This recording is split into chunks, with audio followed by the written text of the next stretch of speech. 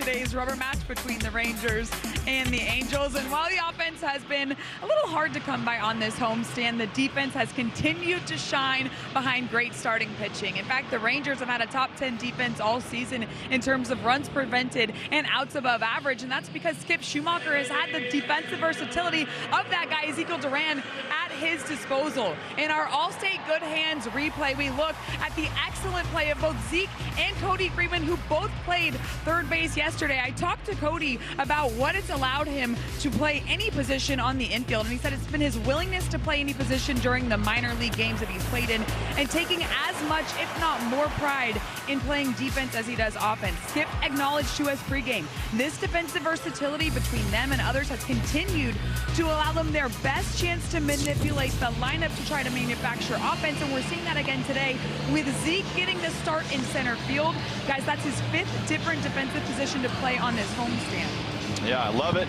Excellent indeed. The defense at third base for both of those two guys. And just the unselfishness. How many times in baseball do you hear of a guy who is unwilling or barks a little bit when he has to be moved? But great defense for sure. Cal Quantrill will be the pitcher today for the Rangers. What a great lift he has been to this staff. The ERA 3.13.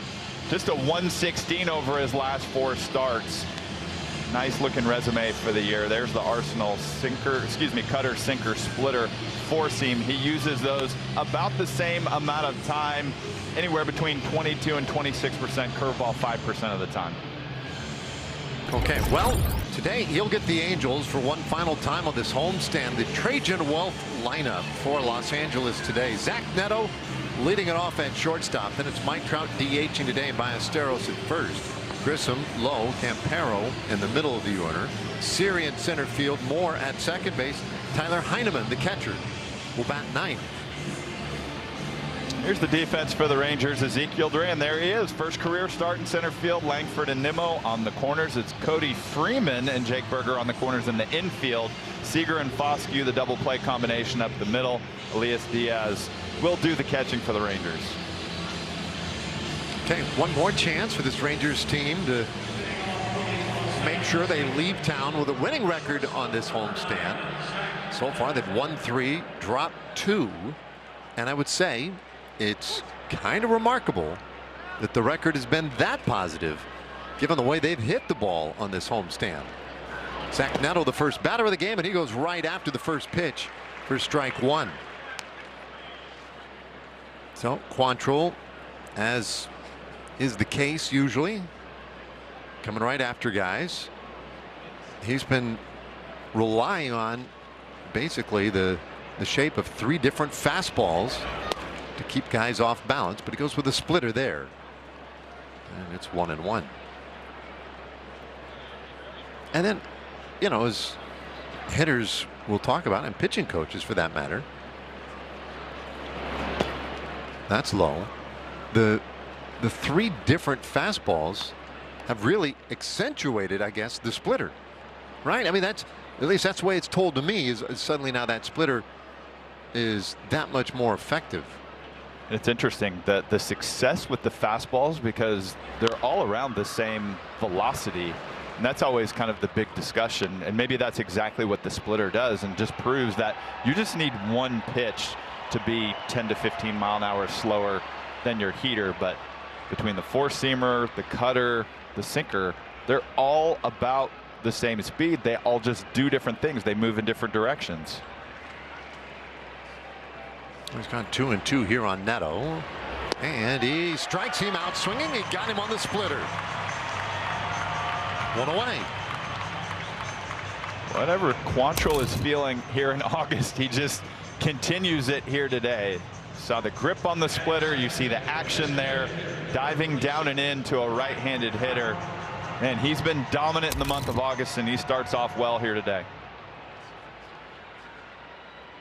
Good to keep Neto off the bases. Now the dangerous Mike Trout, and I think he foul tipped that one for strike 1. Art Yellowwood bringing the lumber. I'm talking about this when Mike Trout's up the longest home runs at Globe Life Field. Go back to 2022, 472 feet. Didn't miss that one. Got a DJ Peters on the list there. How about that? Yeah, DJ was fun. I enjoyed that little time we had with DJ here. Big, strong guy. Joey Gallo, I mean, just moonshot after moonshot over the years. Quantrill's 1-1. That's a little tight. So Trout on 20 home runs for the year, 46 RBIs. Averaged at 239 checking in. So not a huge year for Mike Trout, but well, you still respect his presence when he's in there. 2-2 the count.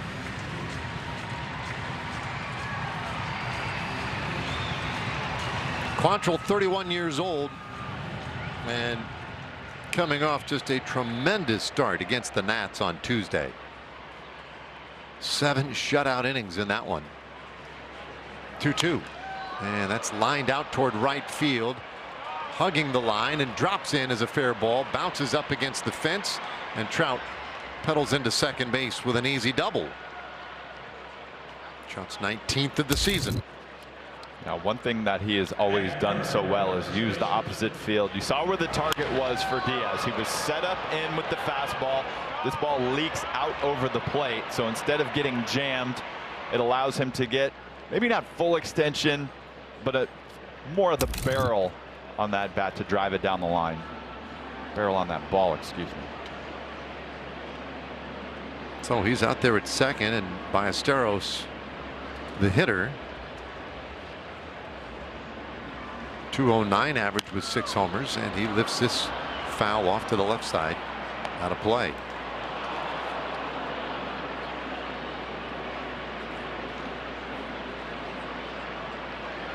So already the Angels threatening in the first inning. They scored in the first last night. It was a Neto double, a Trout base hit right after that. Man, that's outside.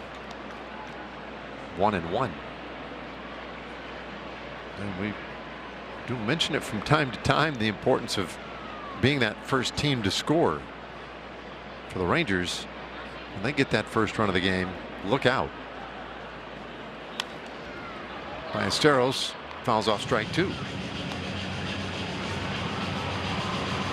The Angels not as dominant when they score first, but you just,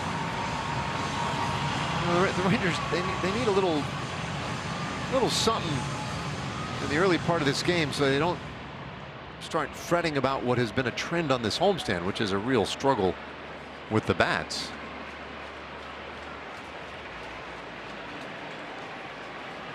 Quantrill's 1-2 pitch, and that's downstairs. 2-2. Trying to get Ballesteros to chase, which he normally will. Ballesteros has struck out a lot this year in his brief time. 2-2, and that's fouled back. And he does have a chase rate, Ballesteros, of 36%. So that is a high rate for a hitter. Base open, left-handed hitter. Good time to just live on the corners and see if you can get the left-handed hitter to go fishing. Fights off a fastball there at 93 miles per hour. It does seem like Quantrill gets that chase, that swing and miss a lot with the splitter, and it's set up well after that last heater. Let's see what he tries here with Ballesteros. 7th pitch of the at bat. Here it comes.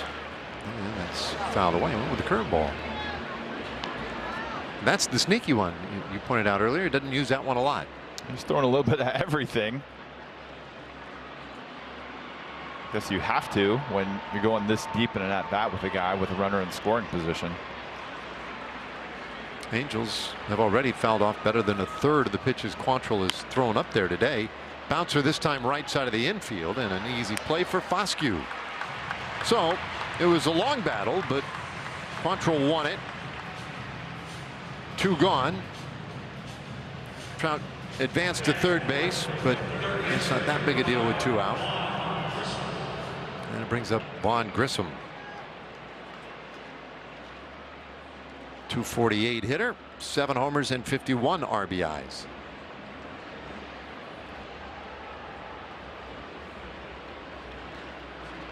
Right-hander's first pitch to him. That one bounces up there.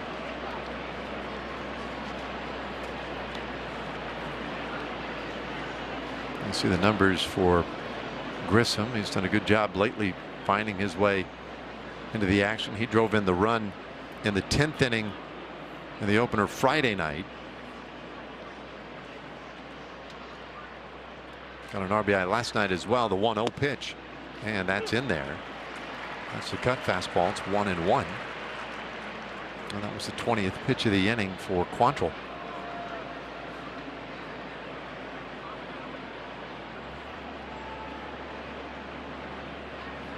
Infield is back. And Grissom swings and misses at a fastball. 1-2.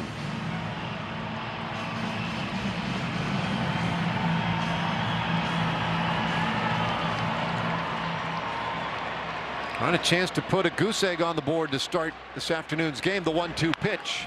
Ground ball, third base. Easy enough play. Freeman across the diamond. They get Grissom, and the inning is done. So, the Canadian-born Ranger, Cal Quantrill, puts up a 0 in the first, and now the Rangers come to bat.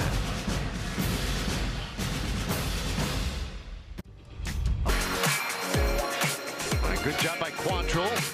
Get a 0 on the board in the first, and now come the Rangers. 64 wins, 66 losses. And the Trajan Wealth lineup today, slightly different look here, as you have Foscue leading it off at second, Seager at shortstop, and then Langford in left field, Nemo in right field. Zeke hits the start in center, and it's Jake Berger at first. So Hoppy joins the team today. DHs Freeman and Elias Diaz rounded out. And they'll go up against Yusei Kikuchi, the left-handed starter for the Angels. He's been a little banged up as far as his health. 7 starts this season. Inflated ERA. He's not striking out guys the way he usually does. There's the arsenal. The four-seam fastball, it's still lively. Throw it 34% of the time with a slider and a splitter at 22%. Cutter and curveball to round out the arsenal. All right, well, we are ready to go. And Kikuchi's first pitch. Yeah, that one off the handle into left field, coming on Campero, and he'll make the catch. Foscue retired to get us going. All right, here comes Seager, and we take a look at our Miller Lite moment. Cheers. Takes us back a little ways. Seager against Kikuchi last summer. Yeah, no doubter to center field. Joe Adell's athletic, but he can't get up for that one. And so Corey Seager today against Kikuchi. Maybe he could repeat something along those lines. I remember that one. That was loud and far.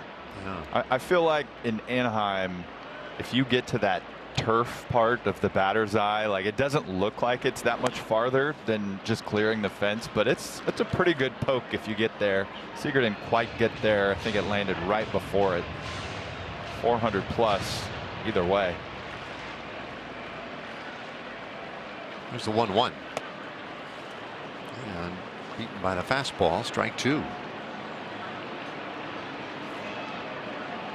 So Seager, one of 2 lefties in the lineup today against Kikuchi. The other one is Brandon Nimmo. The 1-2 pitch, and that one is in the air, center field. Carrying decently well, but Siri able to get to it. Deep fly ball out, 2 away.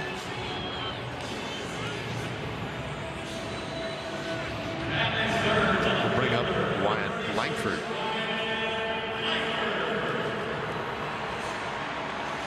Langford, 247 hitter with 14 home runs.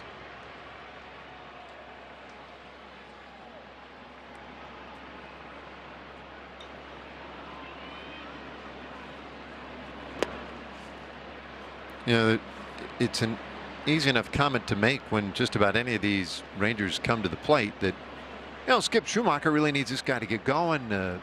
He can make a big difference, help maybe get something started for this lineup.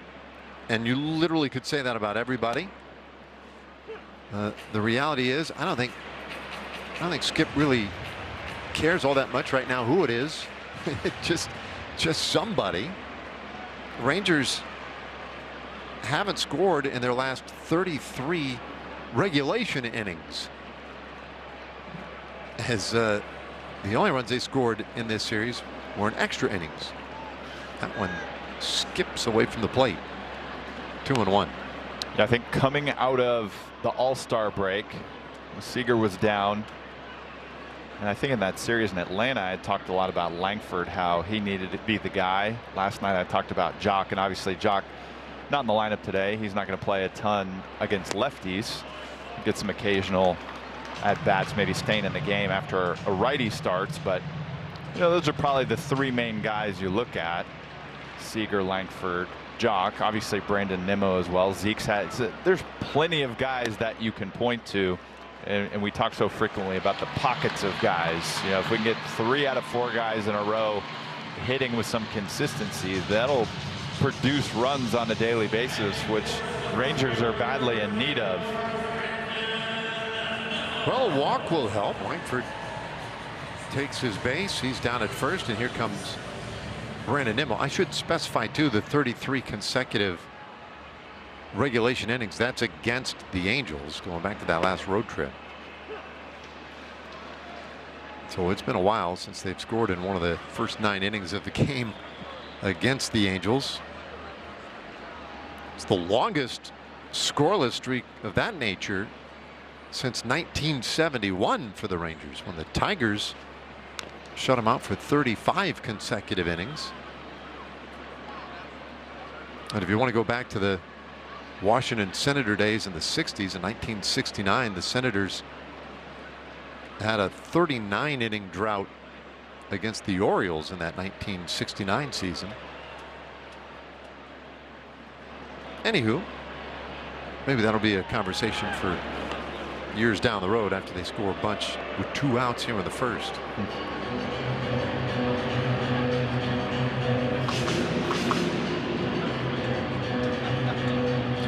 With some words for Wyatt Langford. Wyatt 10 steals this year, not going anywhere.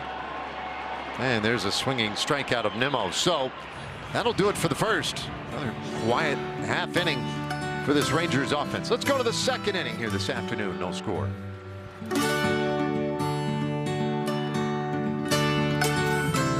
Just in time. Under the hood, Ezekiel Duran, many plays all over the field. This homestand, which has been 6 games, he's played 5 different defensive positions: first, second, third, left, center. He's had 17 total changes, 0 errors, 10 assists.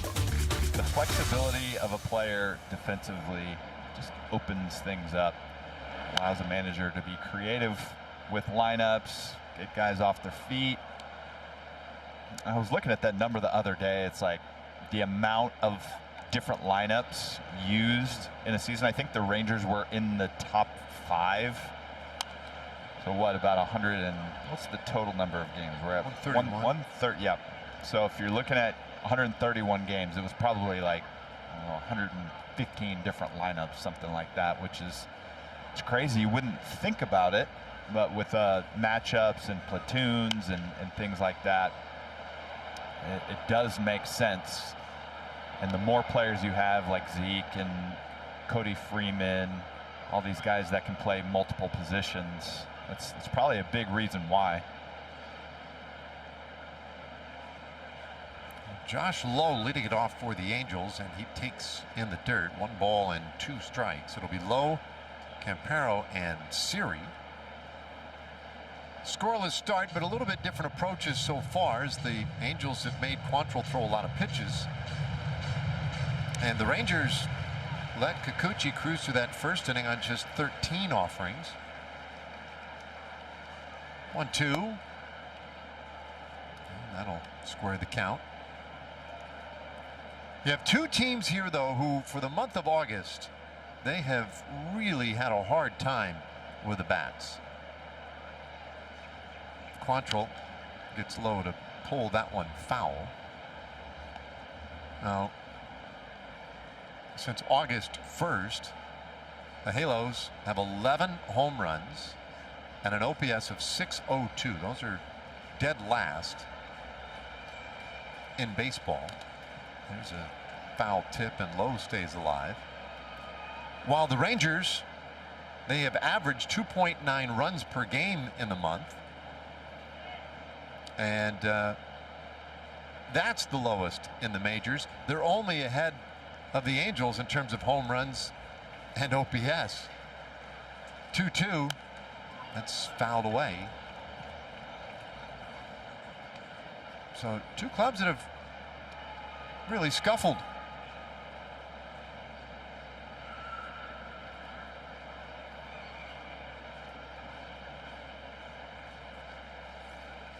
Here's a 2-2 pitch.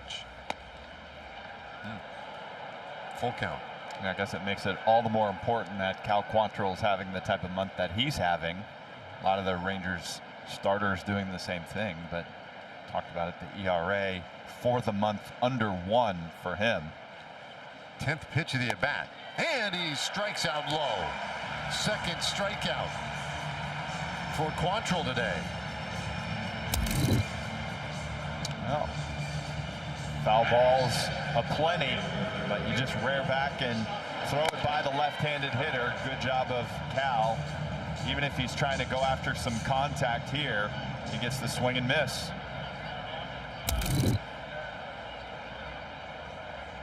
Well, he invested a lot in that out, but he got it, and now deals very high to Campero, Gustavo Campero, who yesterday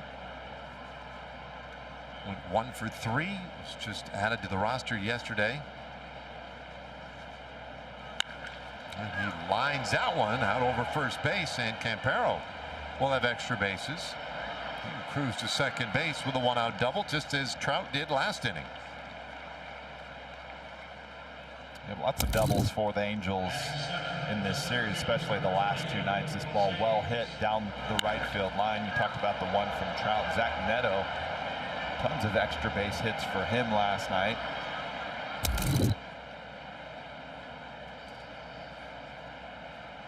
It's a 7th double of the series for the Angels. Jose Siri now, the center fielder, 7th place hitter.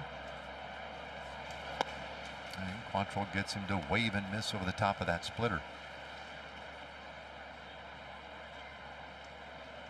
Siri a .250 average, but with 7 home runs.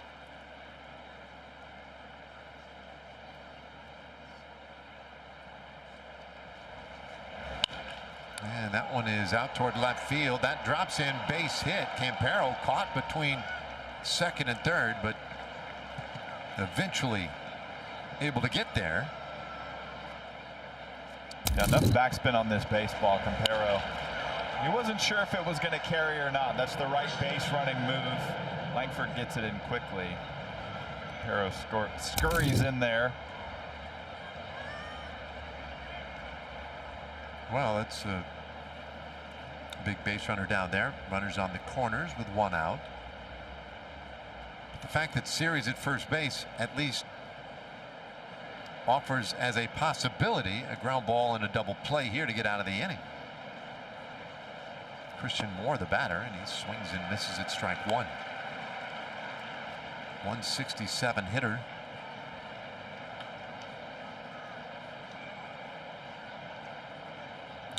Good year at AAA Salt Lake.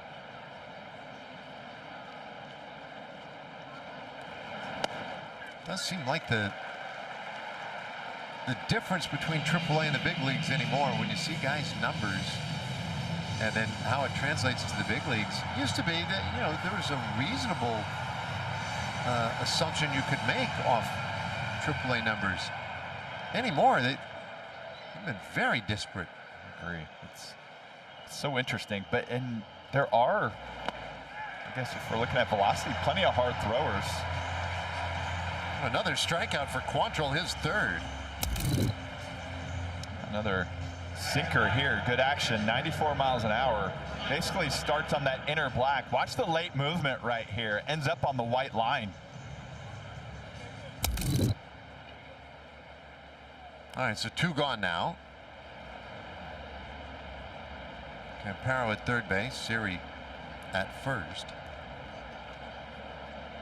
But it's a 9th place hitter, Tyler Heineman. And he will take strike one.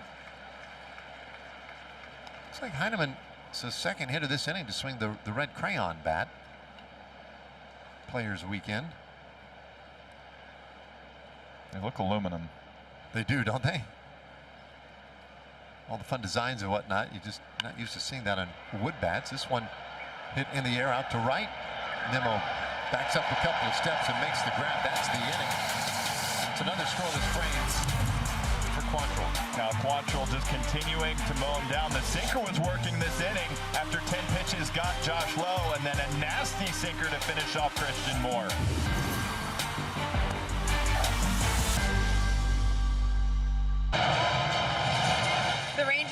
The Rangers today recalled Logan O'Hoppe from AAA. In a corresponding move, they designated Jared Kelenic for assignment. Logan O'Hoppe told us pregame that he feels like today is his major league debut all over again, that when he was traded, he was actually excited that he got optioned because if he came directly over, it would have felt like more pressure for him.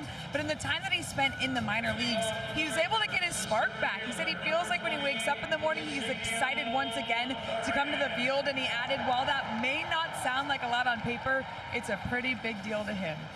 It is a big deal, and you know, the one thing that really stood out in listening to him talk today was just his desire to win, and how much he just, I guess he felt that with the Angels and their struggle to consistently win ball games. He would walk around feeling that on a day-to-day basis. So him having the opportunity to come over here to Texas, and I don't think he talked about it, but just being part of a team in the playoff hunt, just a good opportunity. If you're wanting to win and you're in that playoff hunt, then just only boost what you do individually. Well, that's a right-handed bat to the attack for the Rangers today as Duran leads it off in the second inning. And he fouls off that one to make it 1-2. It's Duran, Berger, and O'Hoppe. Crazy for O'Hoppe that his first game as a Rangers will come against his old club. 1-2 pitch, and there's a swing and a high fly ball deep left field. Campero's back. It is gone.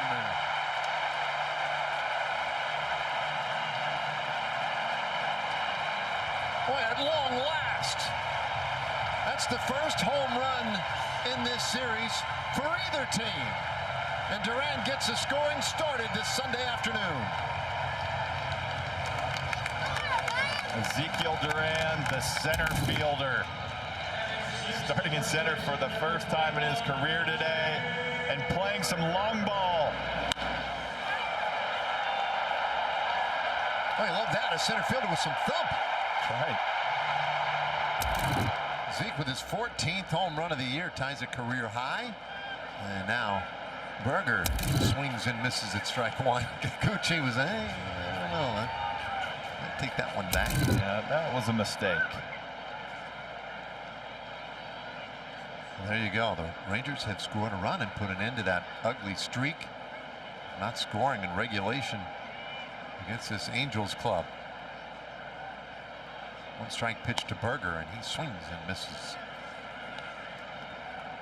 1-2 the count. Now the Rangers, I mentioned earlier, scoring first. Why does it matter? The Rangers, when they score first, they are 47-16.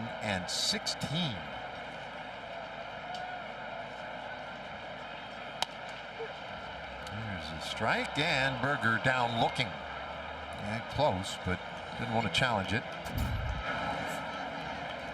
So third best mark in baseball when scoring first.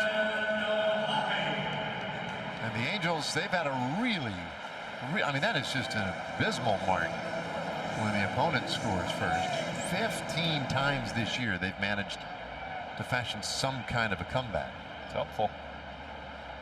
So here's O'Hoppe, and he'll go after the first pitch, and he blasts that one to the left side of the infield, and O'Hoppe is perfect in a Rangers uniform.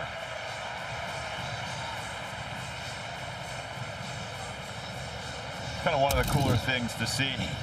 teammates getting behind you. First at bat with a new group, and you just first pitch, shoot a single through the left side. Yeah, I don't know if you noticed it when we were down there talking to him today, because he had the media at his disposal. There's about a dozen of us standing around him, and when all his teammates were coming back in or going out, whatever it was, they were all like, "Hey, Hop, good job, Hop." Like they were bringing attention to the fact that he was holding court, basically. But it's good to be recognized when you're with a new group of guys, and these guys have played against him for such a long time. It's an easy transition. Yeah, there's I wouldn't call it a comfort level, but there was something there. Freeman takes outside, 1-1. I'm sure he still had butterflies and whatnot today. That'll help, though. That base hit, that'll relieve a lot of nerves for a guy in his first day with a new team. Run across this inning. And the pitch to Freeman. That's cued foul. Strike 2.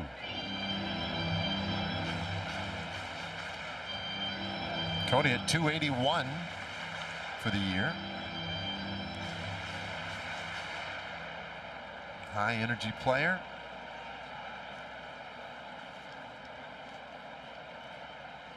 A 1-2 pitch to Cody, and he blasts that down the third baseline, chest foul. That was close. How about a look at our Shiner Box spotlight?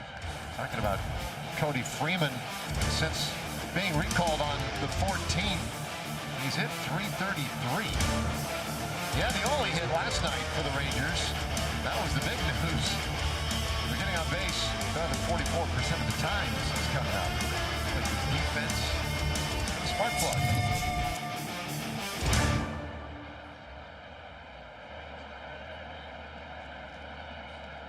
Well, Hoppy leading again, and Kikuchi steps off. Former battery mates, a little stalemate right there.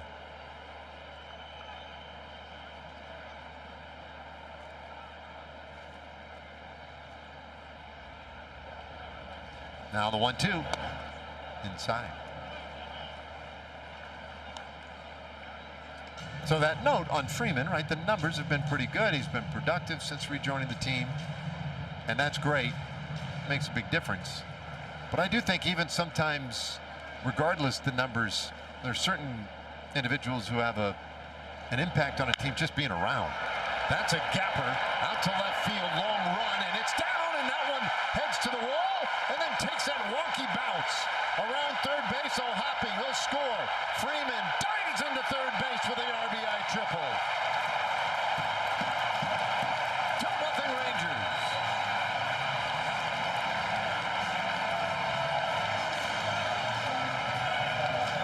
Well, you love seeing the direction of the ball off the bat. Now going out into left field, you didn't know if Campero was going to try to make a dive for it or not. He goes into what's an abbreviated slide, and then it's off to the races from there. Hoppy comes all the way around, and then Freeman, helmet off, head first slide. There's a look at the dive. Now the second that happens, you know that that's a big gap. Emotion, hustle, full package. Diaz wanted to just jump on the momentum with that big swing. That's the first career triple for Cody Freeman. And it brings in a run. Infield in. And Kikuchi delivers high. 1-1. That was like right on cue as you were talking about the intangibles that Cody Freeman brings. Triple in the gap. The energy, there's something about him. Yeah, helmet flying off, head first slide, always dirty, good defense. He's a winning player. Yeah, just there's guys, and you had a teammate like this, Ian Kinsler. You just see him do something, and instinctively you just want to grab a helmet, put it on, and go out there and do something yourself. Yep. Try and match that energy. This one is upstairs, 2-1. I was even thinking about it the other day because we were talking to Skip about Cody, and part of me was going to ask him, well, how much do you see of yourself? Yeah. You know, I can see Skip Schumacher and Cody Freeman. 2-1. And Elias way out in front of the curveball.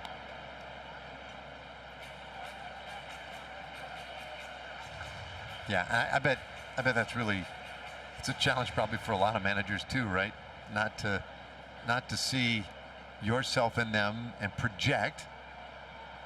Just trying to take them for who they are, but similar players for sure. Kikuchi's 2-2. And that's blasted up the middle. That'll be enough to get a run home. Catch made by Siri. Freeman tags, he scores. Siri just now throws the ball back in. Sac fly for Diaz, and it's 3-0 Rangers.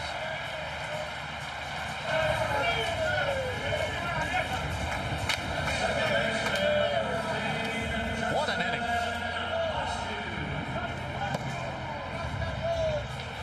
We have not seen a multi-run inning like this, it seems, for a while. Here's Foscue now.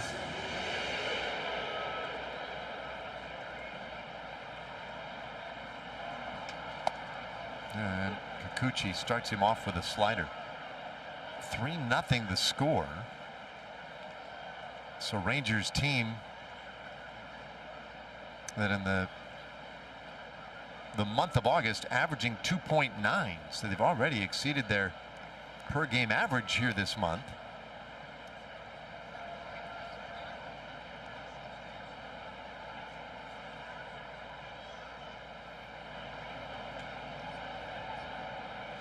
Two outs, nobody on for Foscue. He flew out in the first inning.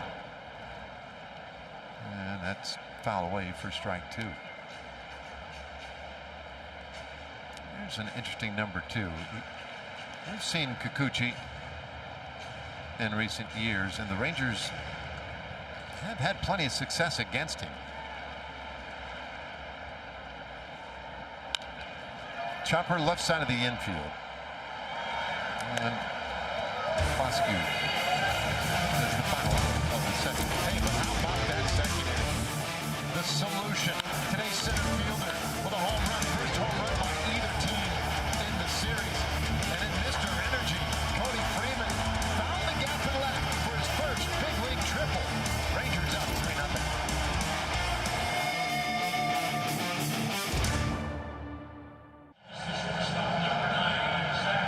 Ford leaderboard, all about the leadoff hitter for Angels. Zach Neto is a pretty good defensive shortstop, but he can also swing the bat, extra base hits, doubles, runs scored, homers, RBIs, whatever it is. He's in the top 5 amongst MLB shortstops.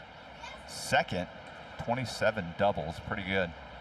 Racked up a few of those last night, went 3 for 5, 2 doubles and a triple.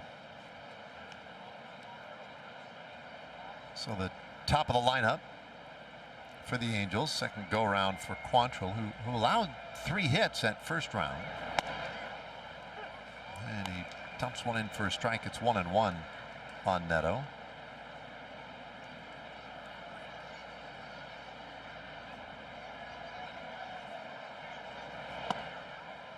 That one's in there. Strike 2. So Quantrill working with a lead now. And we'll see how that affects how he goes about his business here, because he nibbled a little bit there. 41 pitches in the first 2 innings. Bounces that one to the plate, and Diaz, I think, corralled it, or it corralled him. Finally dislodged it and threw it to the side. I may have snuck up under a waistband or something. Looking at the face, it wasn't a good result. Ooh. Try to get these guys some more pads.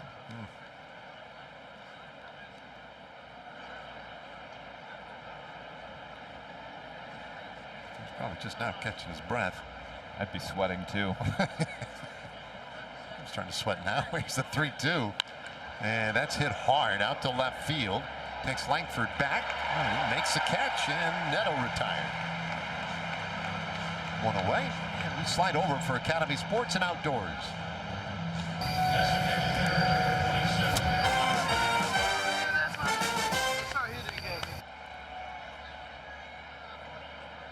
Right now, Mike Trout, he had the double in the first inning. And to your point, let's see how Quantrill reacts with the 3-run lead. He pitched to perfection with a lead the last time out. We talked about the 7 innings of shutout ball, but once he got the early runs that he got in his last start, he just pitched to contact. He filled up the strike zone. He was incredibly efficient.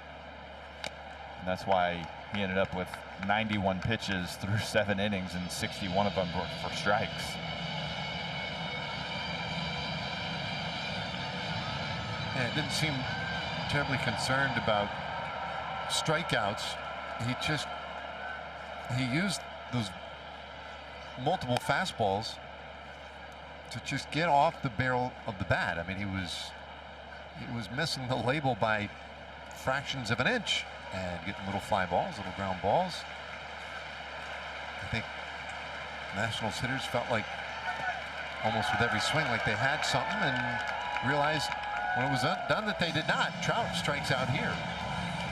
And today he's starting to rack up the strikeouts. That's his 4th.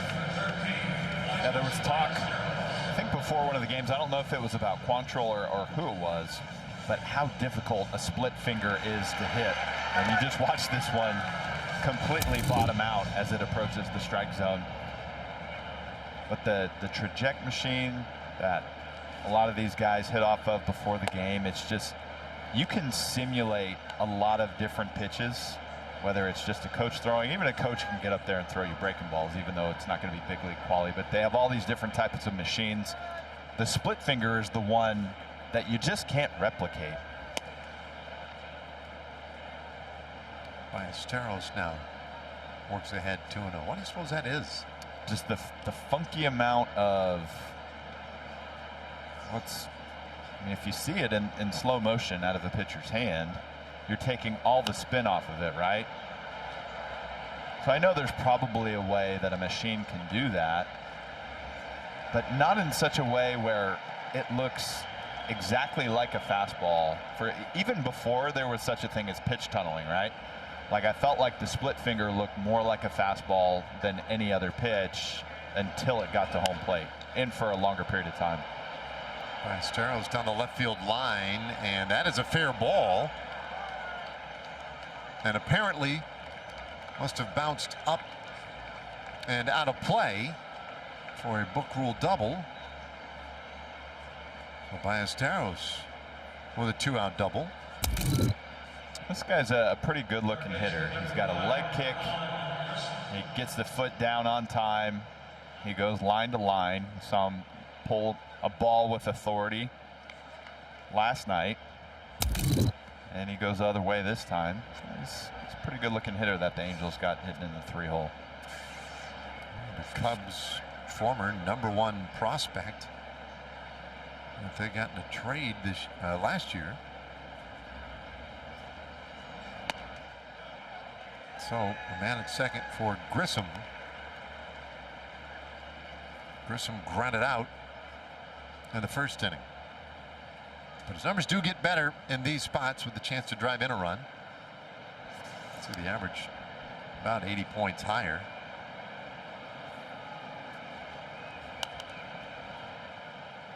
He's in a hole, 0-2.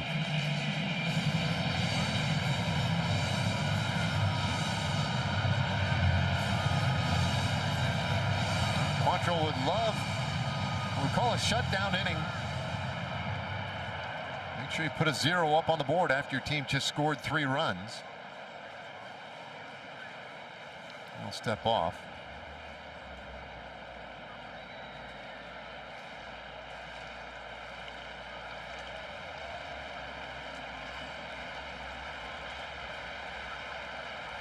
Here's the 0-2.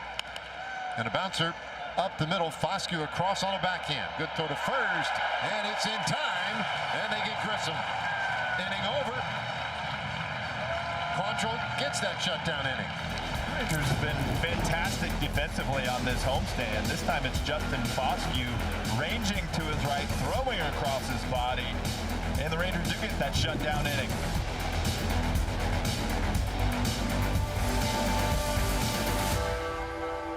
Well, it's a very special day at the ballpark because it is Down Syndrome Awareness Day at Globe Life Field, and it's extra special for first baseman Jake Berger, whose daughter Penelope was born with Down syndrome. So he and his wife Ashlyn started the Jake Berger Foundation with the mission to create opportunities for individuals with Down syndrome and for their families. All the proceeds from those merchandise you just saw in that open will go to support their foundation's mission.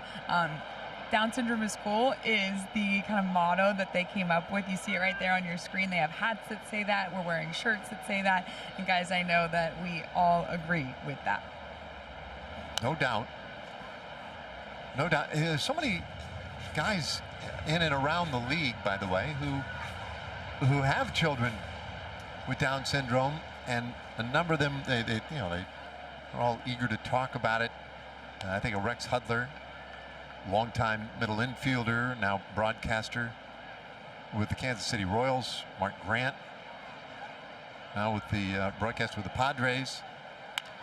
This one lined into center field, and that's a base hit for Seager. So Corey gets the Rangers off to a good start this inning.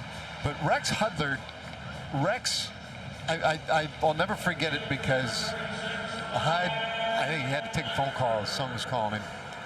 And they put him on speaker, and we all chatted for a little bit. And he calls it up syndrome. Yeah. It's not Down syndrome, it's up syndrome. Because his son, always happy, always excited. He's like, man, you just cannot believe it when I go home, walk through that door, how excited he is to see me every single time. He's like, it's the best. So many people find it such a really unexpected blessing. So anyway, they are the lucky ones. I did. I saw an interview with Rex on MLB Network about a year or so ago. It was in the off season, and I think I was able to mention it to him after the fact. But I get to talk a little baseball, but it was more about talking about what he calls up syndrome, and had a group of kids with up syndrome around him. Very clever way of thinking about it, I think, and it's just, it just rings very true. 1 ball, 2 strikes on Langford here in the 3rd inning.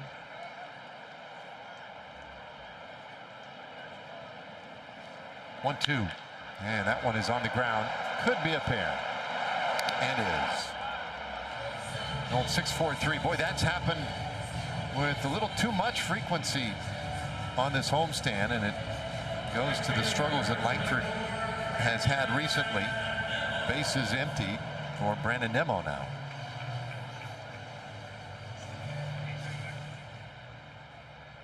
Rangers got 3 runs last inning. The 3rd time in this series that Langford has hit into a double play.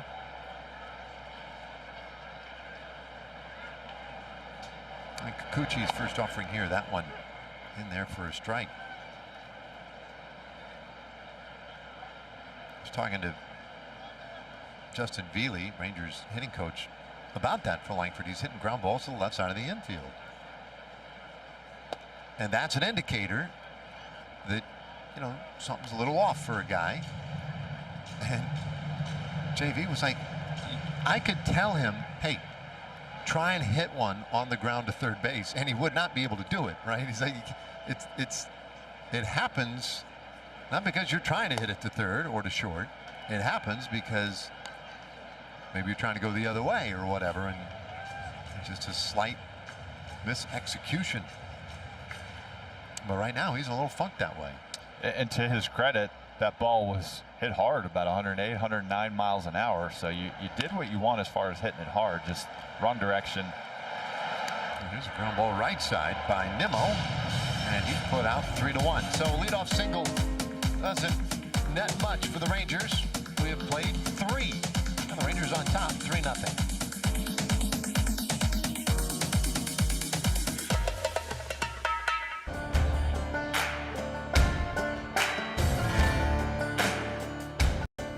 Rangers baseball on RSN is brought to you by Choctaw Casinos and Resorts, the official casino and resort of the Texas Rangers. And by your North Texas Chevy dealers. Chevy drives Texas. Well, if we go here, fourth inning, Josh Lowe sends a fly ball out there to Ezekiel Duran, who gets his first action of the night. Makes the catch, one away. Looks like just a routine fly ball, but you got a new center fielder out there. Back in, back. Little smile as part of it. Some different vision back there playing center field. Zeke usually accustomed to being in the infield, especially as of late. But I think center field suits him well, especially offensively.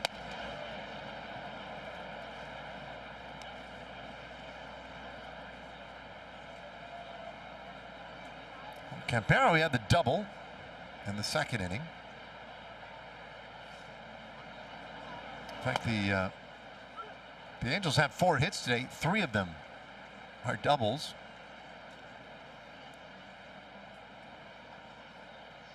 But as we mentioned at the top, both these clubs have really had their struggles offensively in the month.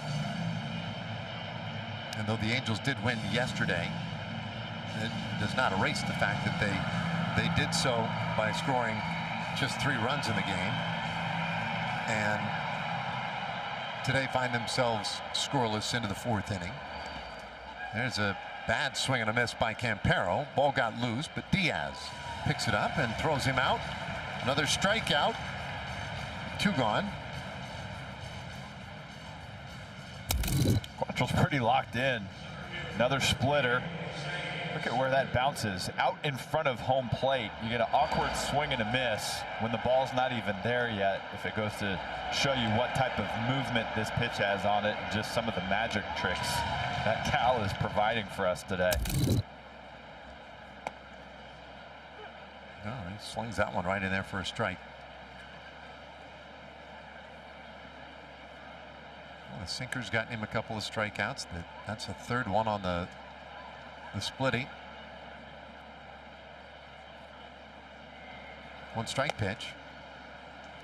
When you were playing, I don't feel like there were a lot of guys who used the broad array of fastballs the way guys do today. No.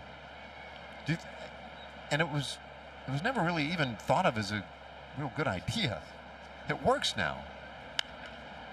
This one lined out to left field, and that's a base hit for Siri. He's 2 for 2 today. Why do you think they didn't when you played? Probably just a different way of thinking. I mean, that would probably be a better question for, I guess, the pitching coaches around the league and what they're thinking. I think everybody, it's like there was a standard, right? And most starting pitchers were sinker, slider, curveball, changeup. Those were the main 4 pitches. I think the split finger is thrown more today than it was. And I guess they would identify you as a guy that was probably an east-west guy. That's why a sinker and a slider went together. Bouncer here to 3rd base, and Freeman will go the short way to force out Siri, and Quantrill puts up another 0. Another good 4th inning. Been racking up the strikeouts, and he has the Rangers in front 3-0.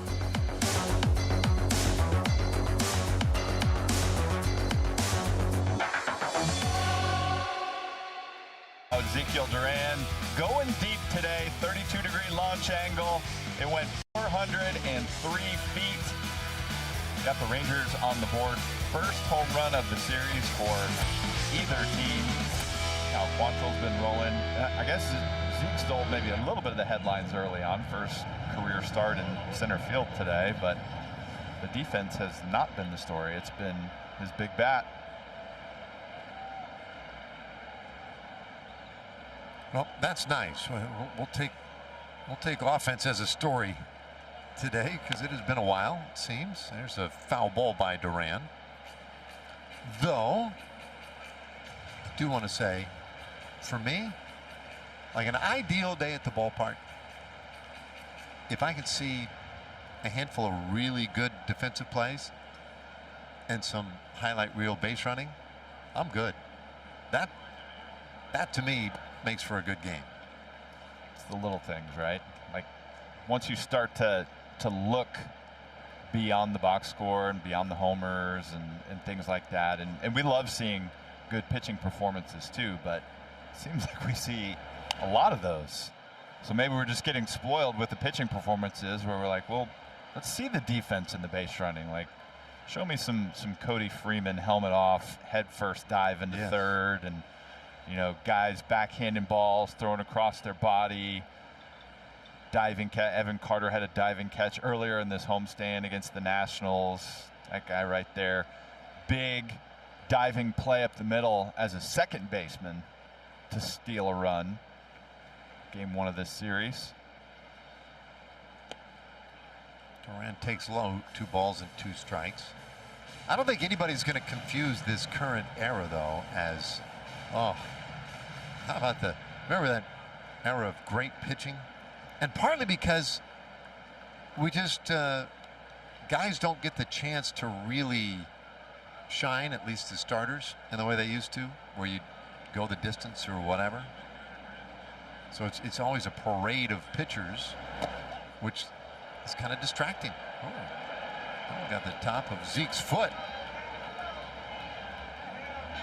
So he's on, hit by a pitch. And that was a full count pitch, right? Or maybe a 2-2 pitch. 2-2. They're not going to challenge it. That got him.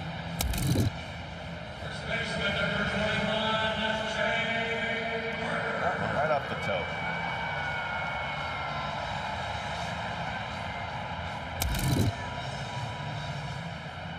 All right, so he is on for Jake Berger.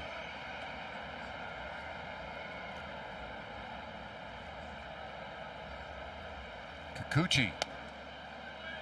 This is a little bit low with that one. Struck out Berger, got him looking in the second inning, and it's one of just 2 strikeouts today for Kikuchi, who missed nearly 4 months with shoulder inflammation. This is his first start back, his first game back since late April. So it has been a disrupted year for, you say, Kikuchi.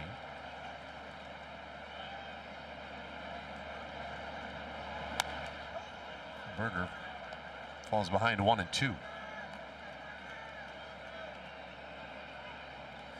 35 years old. Kikuchi in his 8th big league season.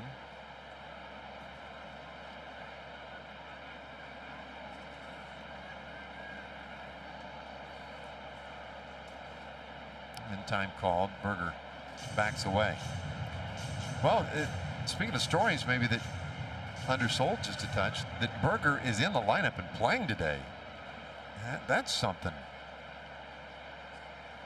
Here's the 1-2, and he takes downstairs. He was drilled on the wrist, or just side of the wrist last night. Had to come out of the ball game.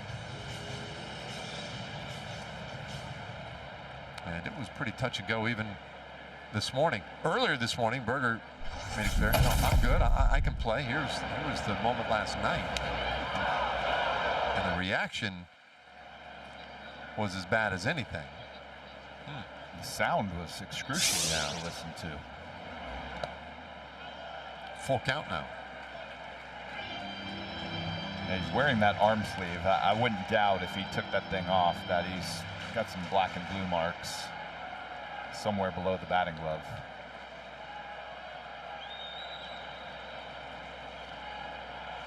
Duran with the lead at first. And there's a bouncer third base. A chance for 2. And they did not get it. The throw a little bit wide at first by Esteros left the bag. So Duran forced out at second base. And Berger replaces him at first on the fielder's choice. Let's see if the Rangers can take advantage of this. If there's one thing that a big league defense needs to be able to do, it's turn a double play. And you thought that the Angels had a really good opportunity to do so here. So a missed opportunity on the defensive side for the Halos. Now Logan O'Hoppe. And he takes ball one. O'Hoppe saw one pitch in the second inning and hit it into left field. That was his first at bat in a Rangers uniform. This now is second against his former team. And Kikuchi steps off. Spent parts of 4 years as a catcher for the Angels, catching Kikuchi from time to time. There's a swing and a miss. So he knows exactly what he's facing right here.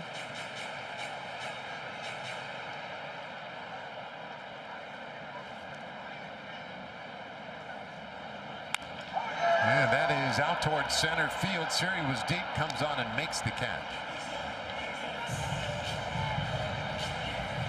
2 away. Cody Freeman coming up, but not before we hear from Choctaw Casinos and Resorts.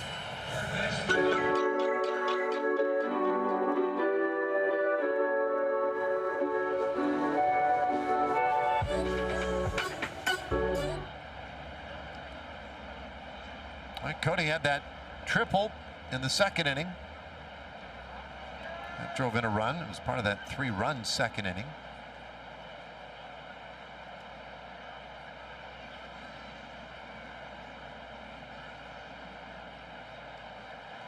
And Kikuchi hits the outside corner with strike 1.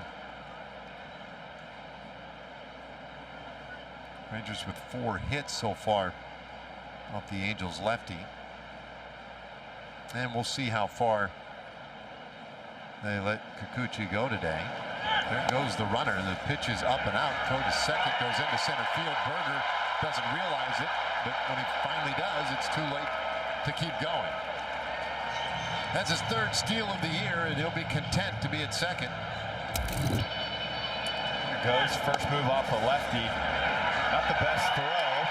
Gets into center field. Berger head not pointed back to where the ball ends up, pointed back into the infield. But either way, you got a guy in scoring position with 2 outs, and check that box.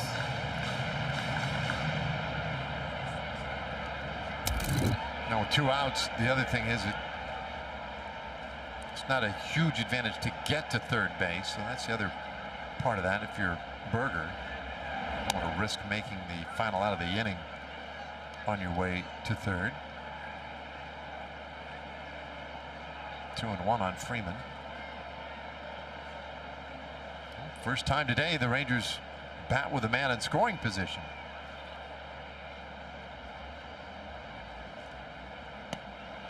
And it's 3 balls and a strike. You said it, Murph, the missed double play opportunity by the Angels. Could the Rangers figure out a way to take advantage of it? And they've got a great opportunity right here. Freeman cues it foul. It's a full count.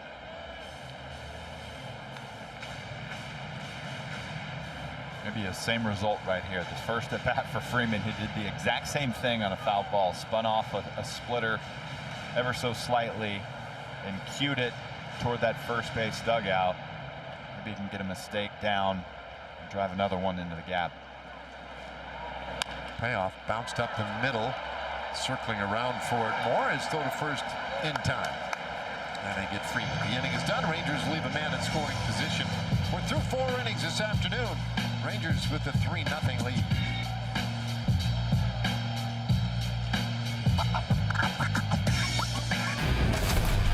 Our Baylor Scott and White Health Game Diagnosis takes a look at today's starting pitcher, Cal. He has been excellent in his last couple starts, posting 6 Ks in the second to last start, and actually his last time out against the Angels. What Skip Schumacher has praised about Cal's ability to throw those first pitch strikes and not really nibble when he's on the mound. Guys, what Cal said about his starts this year is that he's proven to himself that he still has it in there and that his pitch mix has been effective as a starting pitcher yet again. Well, it's interesting to me the way that you may not look at this guy as a dominating pitcher as far as his stuff, but is that changing? Like, I feel like his fastball velocity has improved throughout the course of the last few starts. His sinker's been really good today. That's what's caught my attention. So he's already thrown, I guess my numbers are yet to catch up so far, but he's thrown 22 sinkers coming into this inning, which is as many as he threw his last start. So and he's throwing him predominantly into the righties. Just the way that pitch is moving, there's one right there, it's caught my attention. He's also, coming into this inning, thrown 5 more split fingers than he did all of last start. There's a lot to that, right? And part of it is the comfort level he has throwing any and all of these pitches. He doesn't feel like one in particular, let's say, is his put-away pitch. And that's where you're getting into like Nathan Eovaldi territory, right? Where there are 4 legitimate, you know, prime options that a guy can come with, and that makes it hard as a hitter. From start to start, like, you're gonna have a different feel.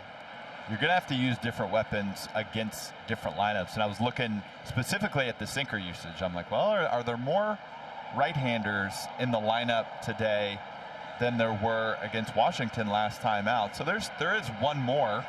The Angels are featuring 4 right-handers versus, or excuse me, 5 versus the 4 from Washington last time. So that could be part of it, because he seems to be sinking it in on the hands of the righties to get some ground balls. But the splitter, it's just an out pitch for me. Like, you can throw that pitch in any count. You can get ahead with it. You can get swing and miss with it, but it's moving down in the zone well today. 2-2 to Heineman, another pop foul. Man, he has kind of been pesky. Flew out in the second inning. And 13 swings and misses today by these Angels hitters, and more than half of them, 7 of them, have been on the sinker. There's a swing and a miss right there, and that one on the splitter. So Heineman strikes out, 1 gone in the 5th. Yeah, this is just an awkward swing. I don't know what Heineman was looking for. He's just trying to have a 2-strike at bat where he can spoil something that's nasty off the plate. There's all kinds of movement on that. Now the top of the order, Zach Neto. Oh, that one bounces well short of the plate. Neto is struck out and flied out to left. 3-0, Rangers on top. Angels headed home after today's game. Rangers hit the road. Right in there. Rangers going to Chicago to begin a 3-game series with the White Sox tomorrow.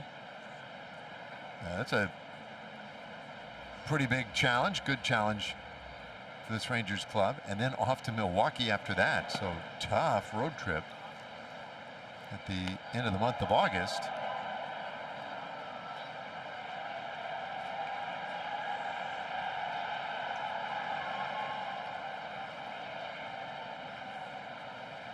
Quantrill's 80th pitch of the day, and Neto lines it out into left field. That's a base hit. So the Angels have another base runner.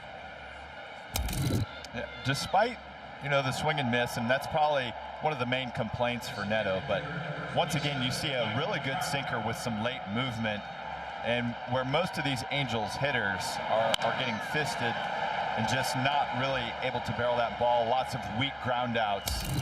It's a situation where Neto just knows how to hit. And this one lined out to left field, but right to Langford. So Trout, the second out of the inning, and quickly. That's a little breather, a break for Quantrill.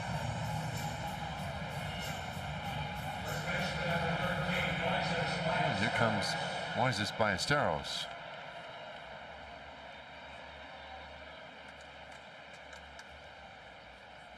Ballesteros 1 for 2 today. Had that double his last time up.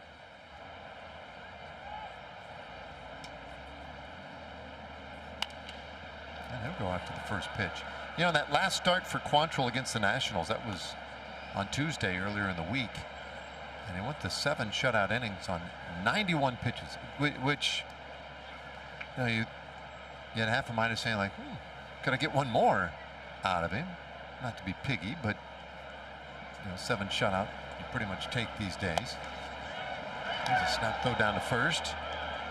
Neto dives back in there. But I think one of the things that stood out about that start was as the pitch count was climbing, the velocity did too. Quantrill's fastball was probably at its best at the end. He was throwing 95-ish with the 4-seam.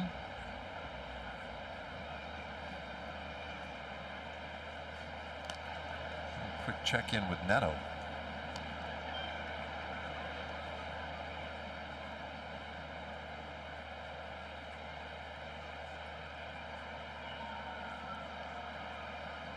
This is third time through. Quantrill's 1-1. And that's a strike. In today's game, you really kind of have to earn the opportunity to see a lineup for a third time.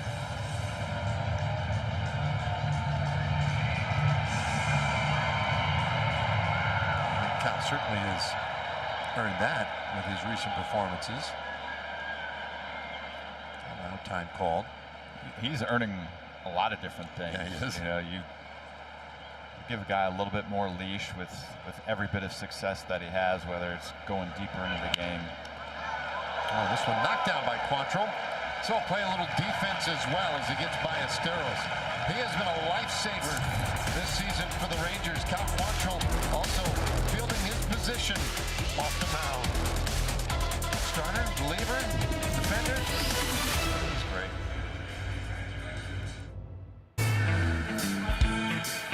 Right back here at Globe Life Field now. Rangers have had some fun here at home. 35-29 this year. Third best record at home in the American League. Along the Tampa Bay Rays, who've been ridiculous. And Chicago White Sox have better marks. And that's where the Rangers head next. So just kind of adding a little layer to the challenge as Elias Diaz swings and misses at strike 1. Bottom of the 5th, 3-0, Rangers on top. Looking to win the series and leave town with a 4-2 homestand.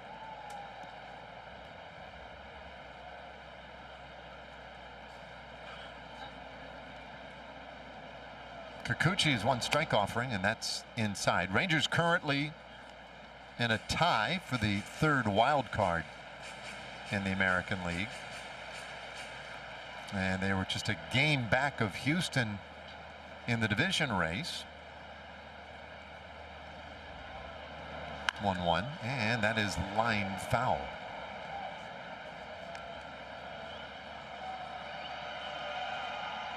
And there you see what's going on in Houston, a 6-6 ball game. They're getting after it. And last night the A's won the game in Houston, scoring the go-ahead run in the 8th inning. Kind of a unique play, or you could just call it what it is, kind of a bad play. The ball hit Jeremy Pena, and instead of going to the plate, he went for the out on the bases and allowed that go-ahead run to score. Joe Espada after the game wasn't real pleased with that decision. Understandably, the 1-2, and that's hit well. Deep out to left. That's got a chance. It's gone! Second deck for Diaz.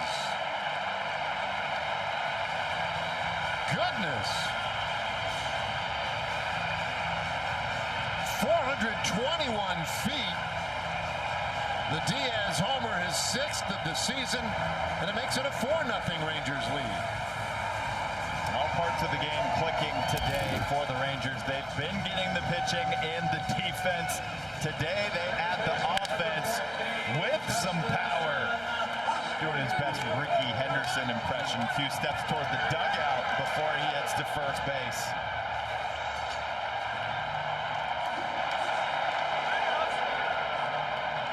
He knew it. So now third time through, and Foscue takes low.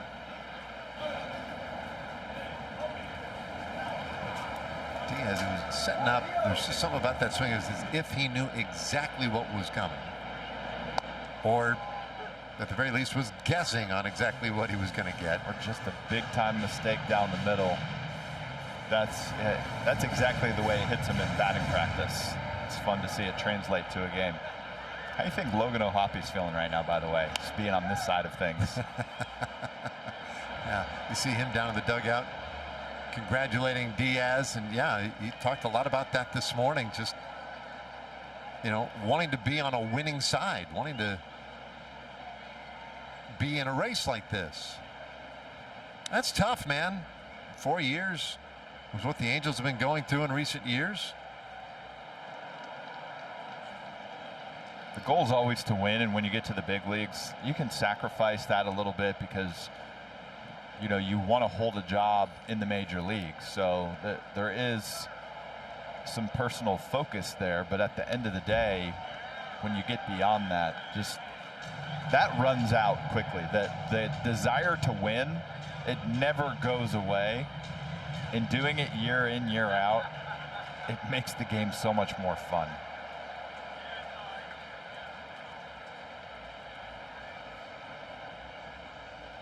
One, two. And Foscue chases. Well, that strikeout is the first out of the fifth inning.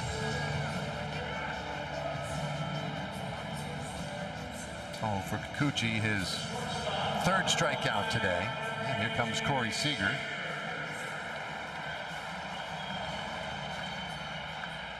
Corey 1 for 2.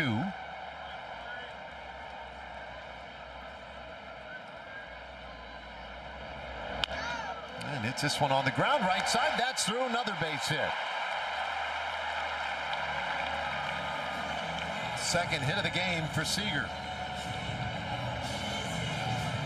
Well, he keeps filling up the box score lately, and the multi-hit performances.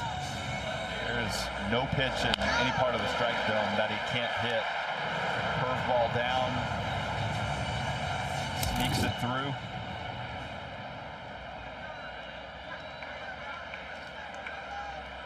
He's on for Langford.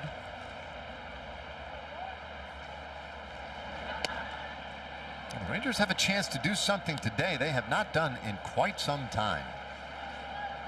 In their last 24 games, the Rangers have scored more than 5 runs once. 1-1 to Langford. I mean, it has been pretty much nip and tuck every night. The good news for the Rangers is starting pitching has been very competitive, kept them in a lot of these games. I'll look over to first, but no throw offered. That would be fun today. Maybe leave town on a high note on a big offensive day. 1-1 pitch, and Langford fouls it away.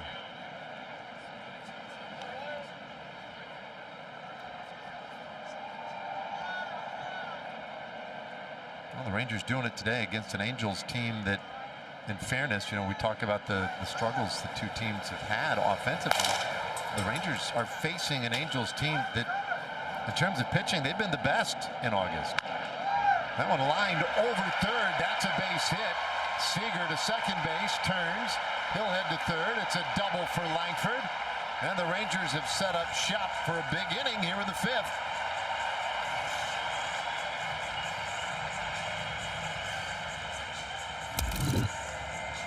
How often do the Rangers play games where it's tied, 1 run, whether advantage or behind? And today it's just nice to see them. They're playing a little bit more free with that bigger lead. The early offense has led to just a different type of baseball. It's been been a better offensive game overall and just attitude. Yep. Nimmo 0 for 2 today. Infield in. And he hits out of the air.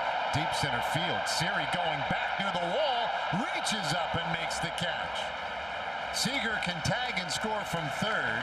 Langford advances from second base. It's 5-0 Rangers on the Nimmo sac fly. Well, the beautiful part of this is Brandon, as well as he's done against lefties, he just takes a stay small type of approach. And you see that he kind of does like the half swing, the way that he does with 2 strikes sometimes. But look at the exit velocity and how far he hits it, even without the effort. Just nice and handsy.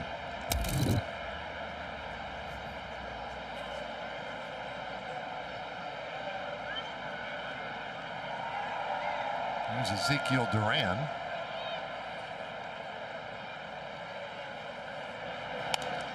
And he shoots that one to the other side foul. Strike 1.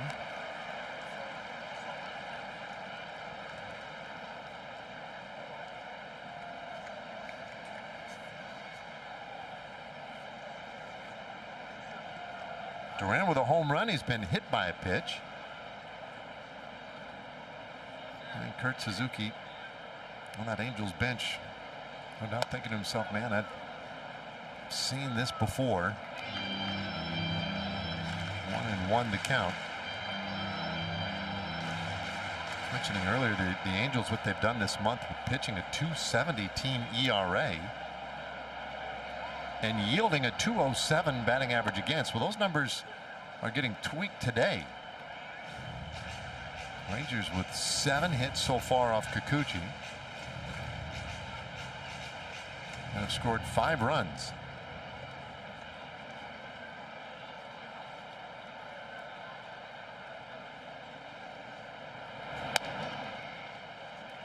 It's outside 2-2, and I'm wondering how much more they'll ask of the left-hander. And it's just his first game back off the injured list. They do have some activity going in the bullpen.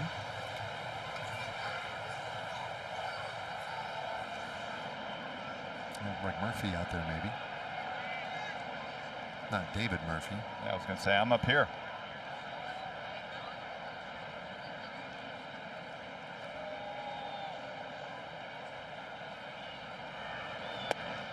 That's low. Full count. So an Elias Diaz home run to start the inning. Seager had the base hit. Langford the double. Nimmo that handsy approach on Kikuchi for the sac fly. And now a swing and a miss. Duran strikes out to win the inning. But a 2-run 5th inning for the Rangers. They have 5 in the books so far. And it started with a big swing from Elias Diaz. 6th homer of the year. And it was a monster shot. 5-0 Rangers.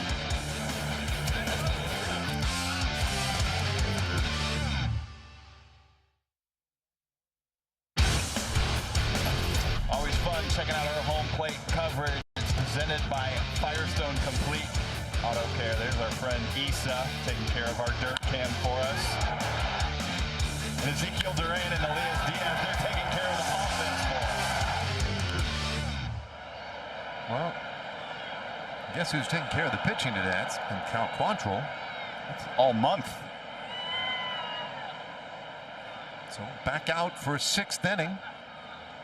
Pitch count short of 90. And this ball is hit on 1 hop. Right to shortstop. Seager takes care of it. Grissom turned back, 1 away in the 6th.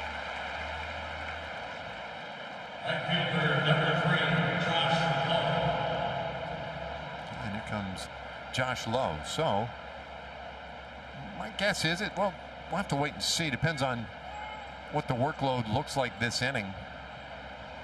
But best guess is that if Quantrill could get the Rangers through 6, Skip Schumacher would be happy with that.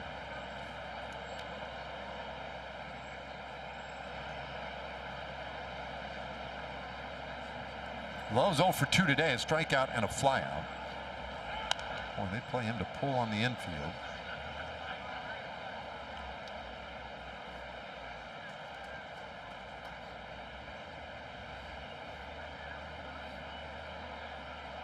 Nathaniel Lowe's younger brother, former Tampa Bay Ray, and he takes outside 2-1. It was a first-round draft pick by Tampa Bay, 13th selection overall. And Lowe shoots that one foul. One of those guys, though, Lowe, he's sort of, it happened in Tampa, and it seems to have followed him. He's fallen into kind of a platoon role most of the time. I remember Nathaniel felt strongly like, give the guy a shot, you know, maybe to hit lefties too and see if he could do it. Nathaniel, and you'd expect that from his brother, always felt like there was more in there for Josh. That's high. 3-2. He's really athletic, just a toolsy type of guy. He's racked up some good stolen base years. He's got pop too. Payoff, and fouls that one away.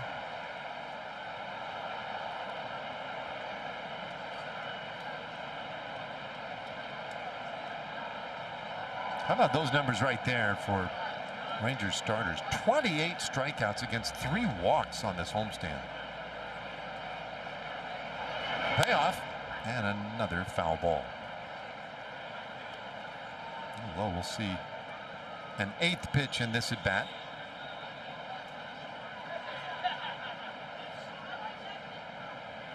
Quantrill went 91 pitches in his last outing. This one's been a little more stressful. He gets Lowe to bounce it weakly on the right side. Foscue takes care of it. Lowe turned back, and there are 2 away.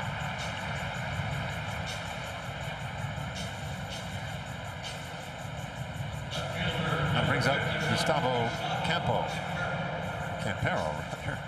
He has a base hit, and he is struck out. His base hit was a double. His first extra base hit of the year. And he goes right after the first offering this time. A high fly, right center. Duran wants it. He takes care of it. An 11 pitch, 6th inning for Cal Quantrill. Pitch count in the mid to upper 90s. Probably done. 6 shutout this afternoon. Rangers up 5-0.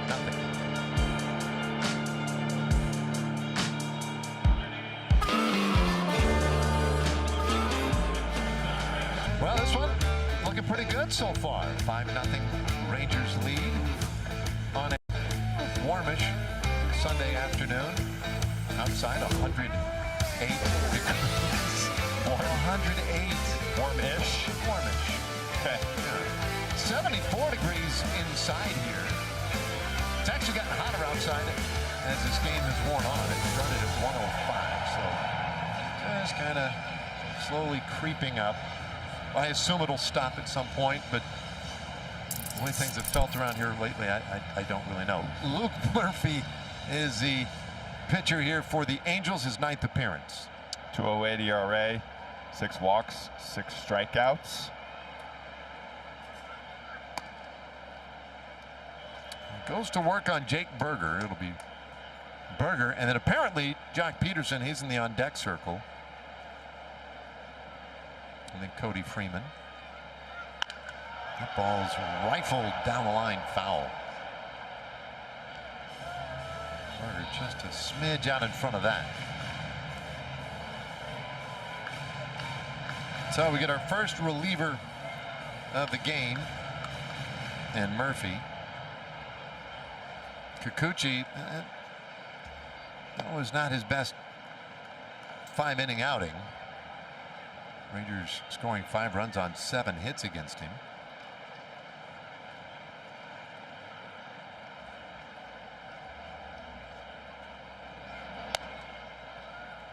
And Murphy misses up.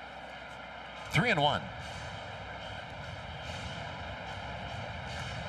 It's one of those games where the Rangers just kind of continue to apply pressure. They've had a base runner on every inning. That's low, and that streak continues now in the 6th with a leadoff walk for Berger. Pretty much the exact opposite of what we saw last night. Yeah. Last night, one of those games that you would say is forgettable. And no qualms forgetting it. Yeah, you want to forget it. They had, what, 4, 5, 6 innings for the Rangers last night. We're 3 up, 3 down innings.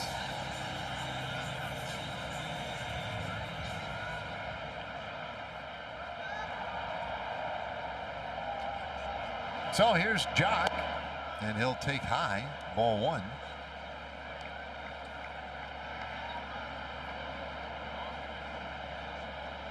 Peterson batting for Logan O'Hoppe. Good day for O'Hoppe in his Rangers debut. 1 for 2 with a run scored. And Peterson fouls that one away. And a chance for Jock to just maybe get some positive send-off from this homestand. It has been a rough one. Yeah, I think it was probably a day where Skip is thinking, all right, if we get an early lead, I'm going to get him in there, see if we can just hit a ball hard and get some movement in the positive direction. Takes a strike, 1 and 2. Jock hitless on the homestand, 0 for 10 with a couple of walks. You can extend that, though, to the last road trip as well. He's hitless in his last 21. And as important as he has been this year to this lineup, kind of makes it that much more remarkable that the Rangers have a shot to leave town with a winning record on this homestand and be no worse than a game back of Houston. Murphy checks in over there at first base. Berger dives back. Jake already has stolen a base today.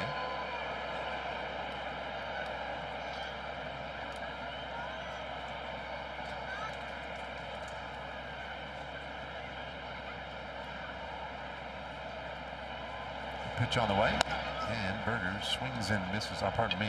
Jock swings and misses. That's a strikeout, 1 away.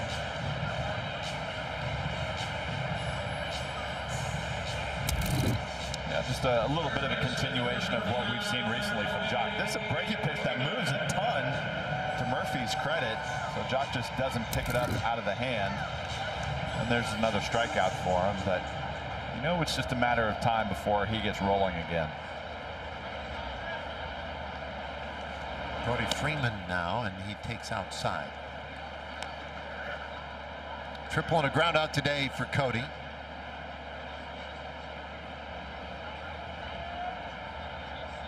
Freeman had designs of being a big contributor from the start this year. Came into spring training. He was buoyant, ready to go, as he always is. But then had to start the year on the injured list. He had the back issue, the lumbar stress reaction, that had him sidelined for the first 2 months until very late May. So that's made it kind of tough this year. Pop foul, strike 2. Tough to get anything going. The first job is to get back healthy and get some at bats, get in a groove. But meanwhile, then, life goes on, right? The big league club has figured out ways to go about things without you, and that's what's always so frustrating, and I think disappointing for guys when they go to the injured list. Some of them call it the invisible list, because you feel like maybe they just left you behind. It's not the case. They're waiting for you. Little tapper foul. I think it's only human for guys to feel that way. And when you're a player, there's nothing better than contributing. I mean, you can't contribute. We could talk all day long about just a guy on the bench and his overall value, being a good teammate, that sort of thing. There is value in that for sure, but on-field results and contribution are going to play out there, and especially in a guy like Cody. Like, he's young at the major league level. You've got to put up some results to prove that you're going to stay here, and he was trending in such a positive direction at the end of last season. So that's probably the worst case scenario. And I know I had a few different conversations in spring training with different players. I think it might have been him that said, this is the first time I've really been hurt. So it's hard to understand how to deal with this. He's popped up back behind the plate. He's up in the stands. Well, last year he was the Rangers minor league player of the year. And he also had 36 games with the big club last season, during which he hit 3 homers, drove in 15 runs, and was one of the charter members of the Little Rascals.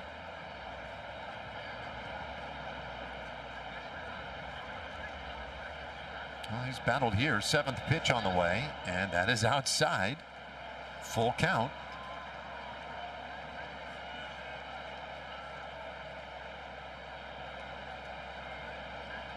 Berger, the base runner. Diaz waiting on deck, hit the home run his last time up. Berger running the 3-2, and that's fouled away.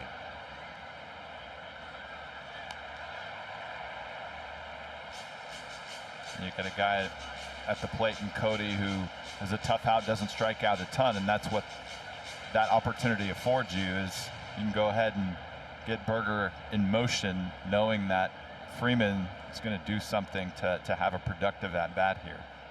There it goes again, and a swing and a miss. Throw down to second, a pretty good one, and they got him. So a strike him out, throw him out, double play, and that ends the 6th inning for the Rangers. So the 7th is here on a Sunday afternoon. Rangers up 5-0.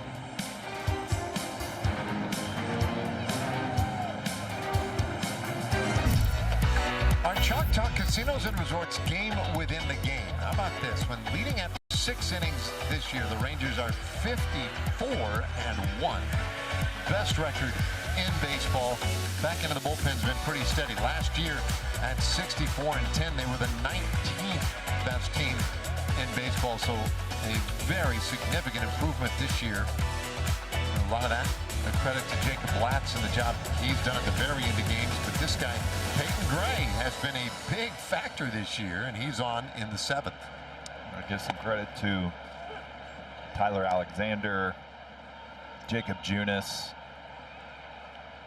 Gray just over that 50 pitch mark, or 50 innings pitch mark for the season. This will be his 3rd appearance on this homestand. He jumps ahead 0-2 on Jose Siri. Siri, a couple of base hits to left field today. He's 2 for 2. He fouls that one away.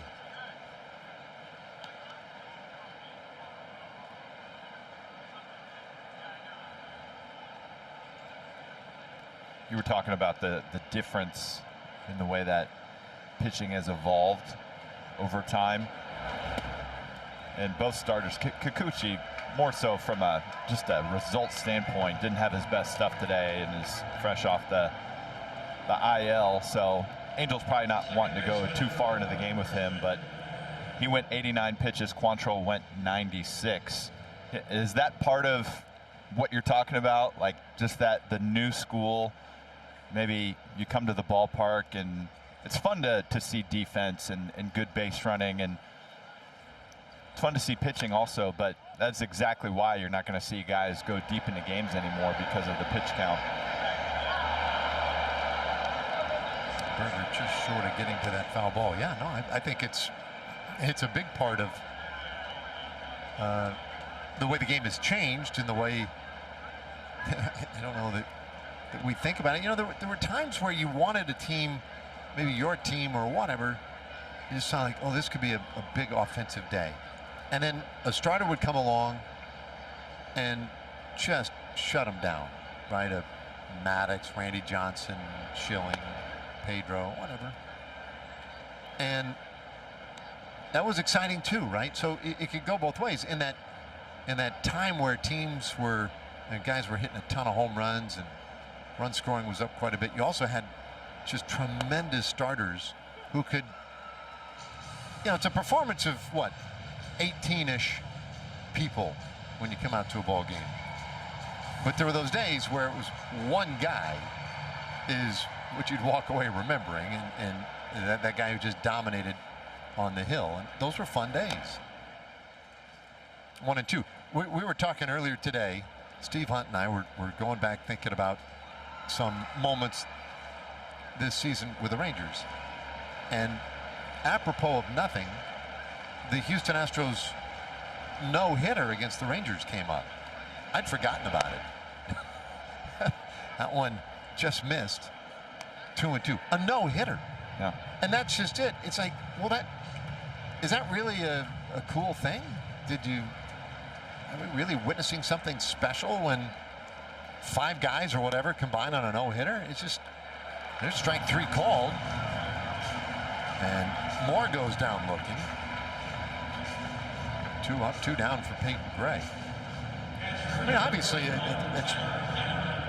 it's an accomplishment to keep the team from getting ahead on any night, no doubt. Yeah. But it's just different than when one guy goes out there and shoulders the load himself. Well, and I was thinking about this one. So I heard this the other day. I did not have time to look it up. I think I forgot about it. But I heard a number that it's just one of those that I'm thinking. Long fly ball foul right there. Oof. But I was thinking, I've got to look this up because I don't know if I believe it. So the number that I heard was the fact that Tarek Skubal in his career has thrown 100 pitches 15 times. And I think he did it yesterday or the day before, so maybe 16 now. Okay. For a quality guy like that, that's a Cy Young winner multiple times, like, wouldn't you react the same way? Yes. I just don't know if I can believe that, so we're going to have to do some digging here in a minute. Yeah, that's the way in which the game is. And I think we all understand what's going on and why these things are happening, why teams behave that way. What's interesting to me are the pitchers who, I don't want to say allow it to happen, you don't have much choice, but they don't put up as much of a fight as they used to. 0-2, little bouncer by the mound, right side of the infield. Foscue double pumps and throws out Heineman, and that's a 1-2-3 7th inning. So Peyton Gray does his job again. Stretch time today. Rangers up 5-0. It's time for God Bless America. Here's Chuck Morgan. Ladies and gentlemen, will you please rise and direct your attention down the third baseline and welcome back the Strikeout Kings. The Strikeout Kings will now perform God Bless America. God bless America, land that I love. Stand beside her and guide her through the night with a light from above. From the mountains to the oceans, white with foam.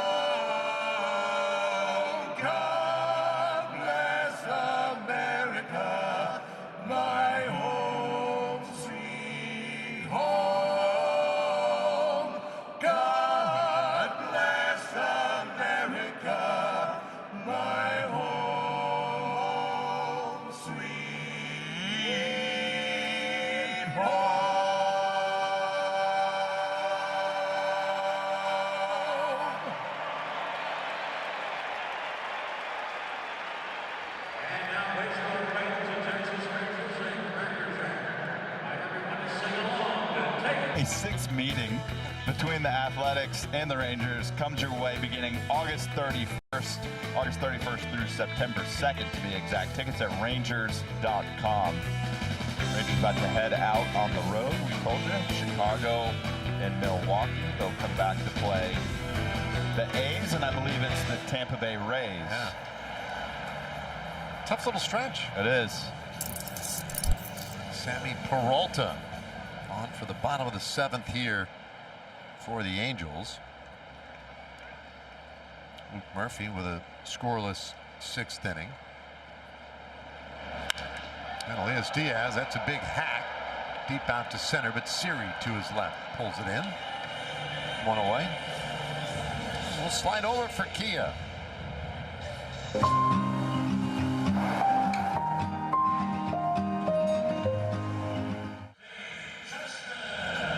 Here's Foscue. Lineup turns over. Foscue today 0 for 3.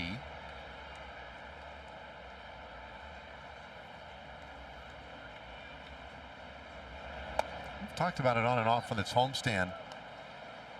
There's a little something the term that we use so much in baseball is hitterish. Guy looks hitterish.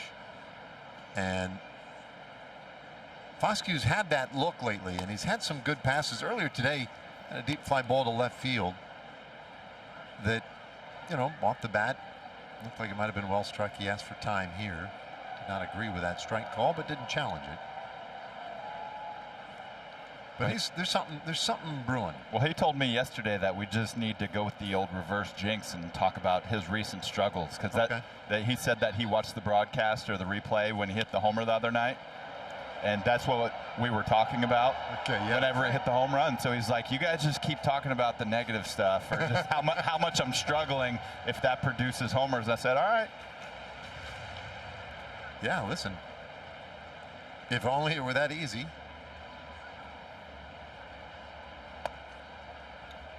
Yeah, that one looked like it was in, immediately challenged by Heineman. So an ABS challenge powered by T-Mobile. Oh, and Heineman with a good challenge. Foscue goes down on strikes.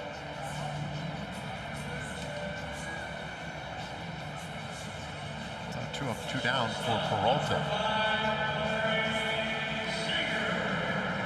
And now here's Seager. Seager's had 2 hits today. Scored a run.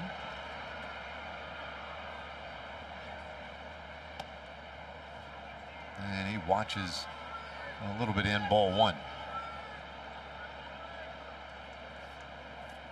Seager had that stretch of 5 straight games with multiple hits. And he takes low.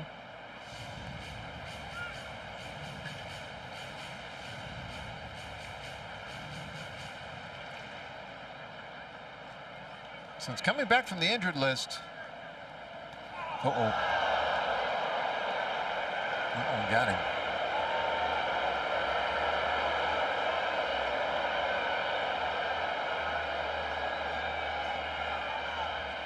Wasn't a real hard fastball, 88 miles per hour. But you don't like him being hit by anything, quite honestly.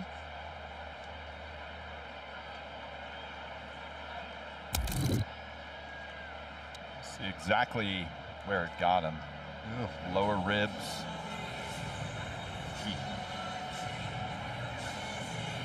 Third time he's been hit this year. Not a fun spot. No. I feel like there's only a few, if you want to put it in quotation marks, good ones. To be hit, yeah. Yeah.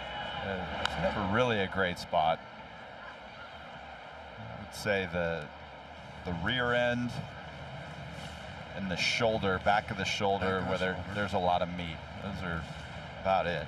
You get it anywhere like in the quad, maybe there's some meat there, but not as much fat, I guess. Or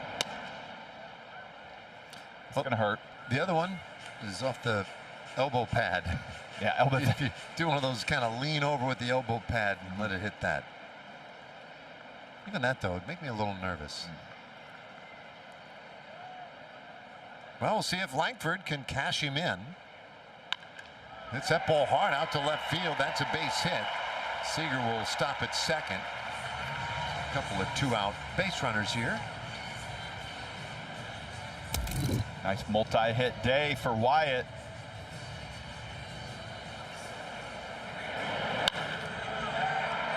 I think everybody's looking a little hitterish today. Yeah. Well, we mentioned earlier it'd be really nice if Langford could get just something, a little taste of something to get him off to a good start heading to the road trip. 2 hits and a walk today for him. Nimmo watches strike 1.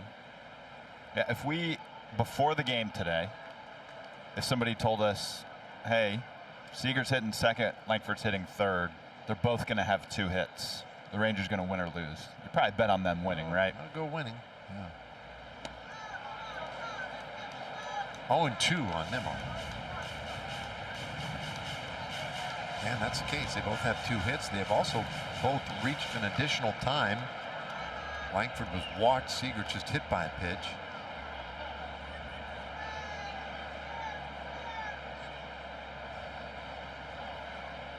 Nimmo, meanwhile, he drove in a run in the 5th inning with a sac fly. 0 for 2 today.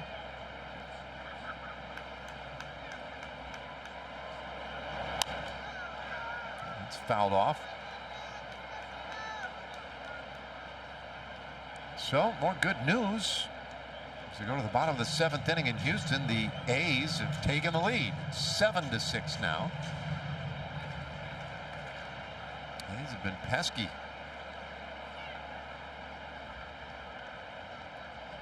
Peralta's 0-2, and that's in the air left field. Campero toward the line, and he makes the catch. The inning is over. Rangers leave a couple. 8th inning coming up here this afternoon. This one all Rangers up 5-0.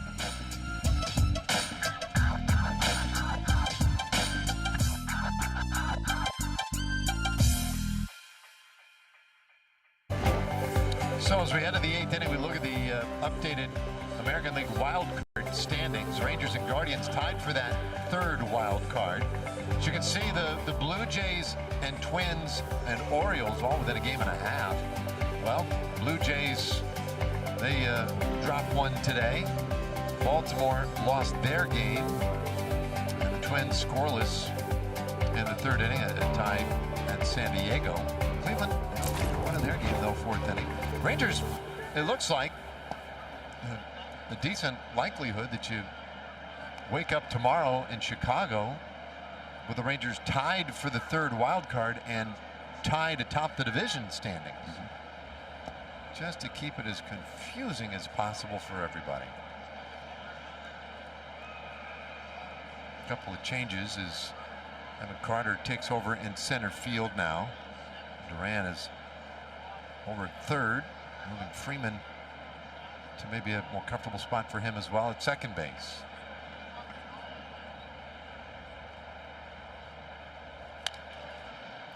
Foscue out of the game now as that one is grounded foul. 2-1 on Neto, top of the lineup here. Gray is out for a 2nd inning of work today.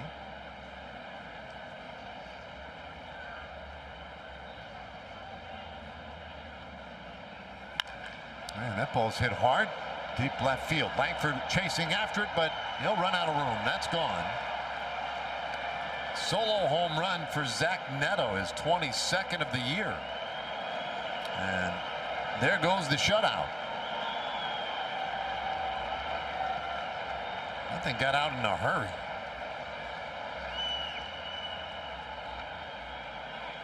Neto provides a little thunder at times. He's been through some weird mechanical changes, whether it's the big leg kick or just getting the foot down and kind of doing the turn, toe tap type of thing. And he does have some pop when he gets a hold of one. So now Mike Trout, and he'll take a strike.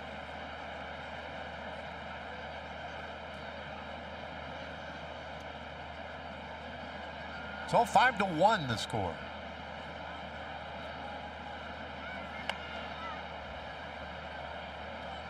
Oh, 2 on Trout.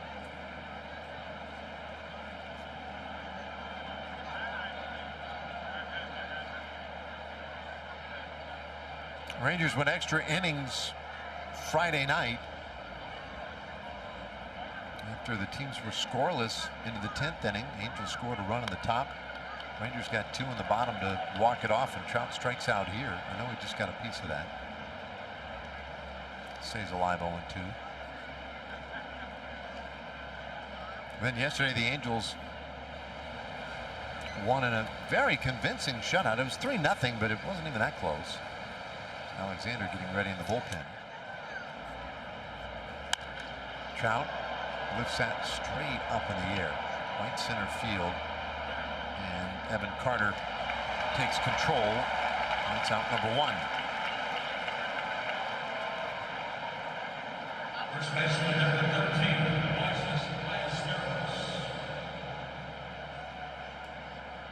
So with Trout retired, here comes Skip Schumacher. Got the left-hander Ballesteros coming up, and Schumacher will opt for his left-hander Alexander, who had been warming in the bullpen. Signal is made. That's it for Gray. Nice job today. 5-1. Rangers on top. Alexander coming in.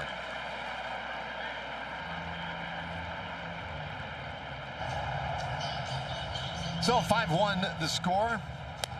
Gray's afternoon is done. And they turn the baseball over to Tyler Alexander now. The left-hander will deal with Ballesteros. We talked about Tyler a few innings ago and just the asset he has been for the back end of this Rangers bullpen.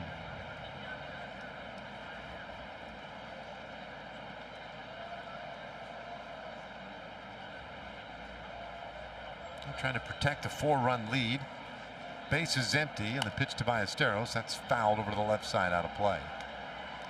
I meant to bring this one up to you the other day. Yeah, for all the scrolling that we do through stats, kind of makes me realize how sometimes there are columns in the stats that I overlook. And one of them, it's obviously a relatively meaning one when it comes to stats, but you ever look in the balk category? Balk? Balk. Almost never. I mean, only when I think of it. Yeah. So the other day, you know, obviously DeGrom nearing that big milestone, 2,000 strikeouts, right? So I was just, you know, looking at his career as a whole. How many balks does Jacob DeGrom have in his career?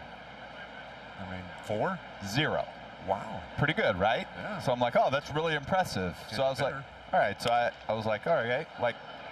This one lined out to left field, a base hit for Ballesteros. But I was like, okay, gotta have a reference point here. Let's look up a comparable. So I looked up Nathan Eovaldi. How many balks does he have in his career? 0. 0. Really? So I thought that was pretty impressive, right? So you take like Tyler Alexander, he has 2 in his career. And so I kind of went down a rabbit hole a little bit after that. I'm trying to do Jacob DeGrom homework, but I'm doing balk homework. Yeah. So the league, or the career leader in balks, Steve Carlton, 90. Yeah, the next closest was like 45. But then like comparable careers, like you think of Eovaldi, you think of DeGrom, Nolan Ryan. How many do you think he had in his career? 5. 33. Wow. So I don't know exactly why that is. That's so, I mean, well, this one in the air, center field. Carter on the run, back up over his head, and he can't quite get to it, and then he runs into the wall. Ballesteros stops at third. Grissom with a double. And now the Angels kind of quietly putting a little something together here. This ball hit hard to the opposite field. Great effort by Evan Carter. It might have even tipped off the edge of his glove, and when you're going hard, let's take a look and see. Yeah, just barely got off the fingers of the glove. So much momentum that he's still going into that wall.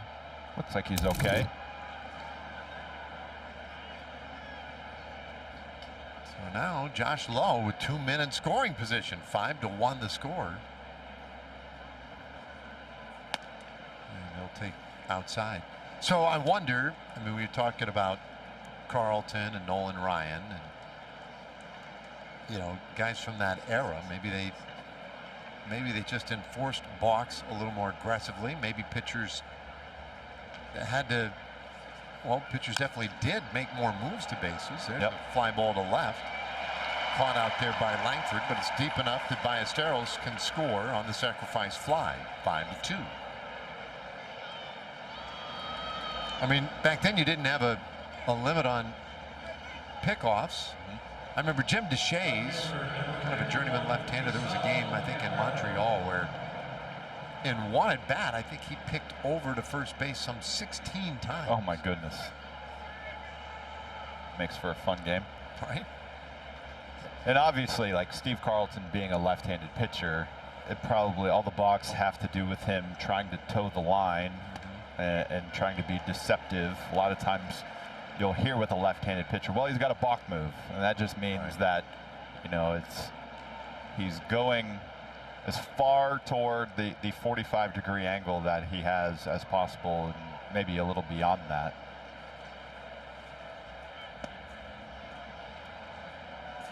Change up from Alexander misses. 2 outs. Grissom at second base. 1 ball and 1 strike. Gustavo Campero. And he takes a pretty healthy cut. 1 and 2. I guess my takeaway from all of that is that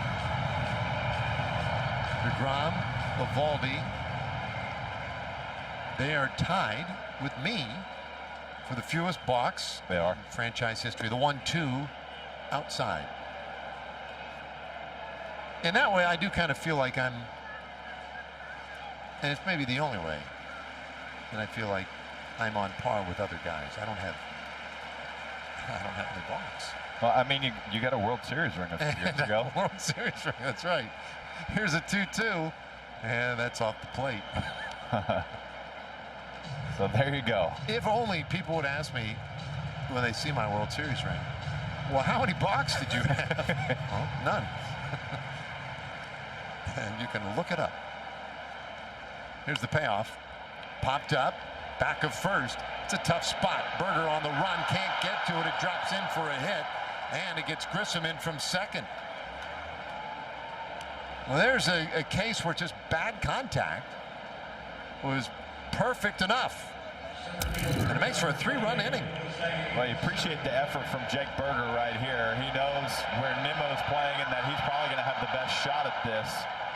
Does everything he can, but still can't make it there. Nimmo has to go field it. Yeah, there's still a good few feet between Berger's glove and the baseball.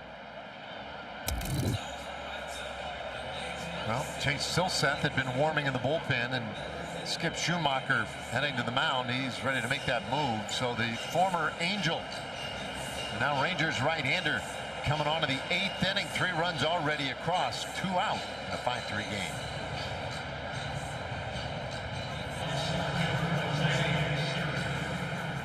Rangers up 2, but the potential tying run coming to the plate for the Angels, and so that means Chase Silseth, the Rangers right-hander, is on here to try and douse some of the flames here. Yeah, Silseth getting more and more comfortable each appearance with the Rangers. This will now be his 12th appearance with Texas. There's the overall numbers, 2.72 ERA. Good job of getting the first one in for a strike on Series. Series had a good day, 2 for 3.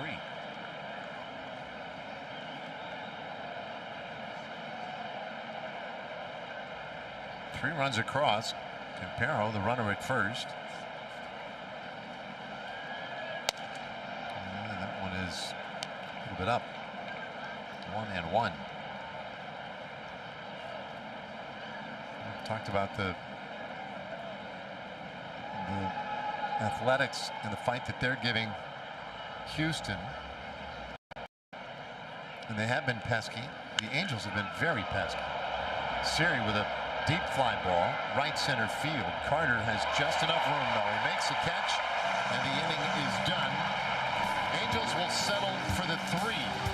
Go to the bottom of the 8th inning. Suddenly in a much more interesting game. It's 5-3.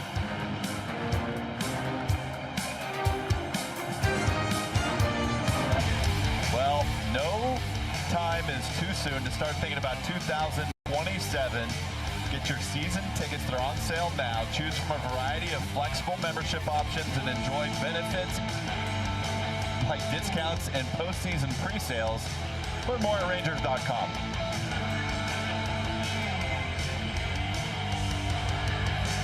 All right, well, Rangers up 2. And what do you know? Jose Fermin is going to pitch in this game for the Angels. Yeah, Fermin having a nice year. 42 2/3, just 35 hits given up.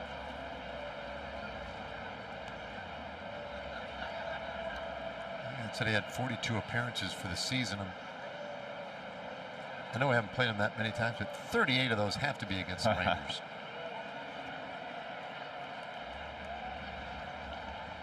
One strike pitch, and Zeke swings right through it. Now Duran had a big home run earlier, was hit by a pitch. He had the 4-hit game a couple of days ago.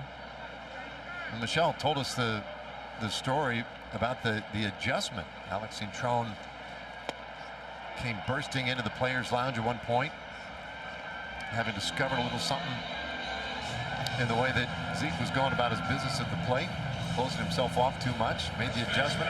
4-hit game 2 days ago, a home run today, so it seems like he's back on the right track despite that strikeout. And here is Jake Berger.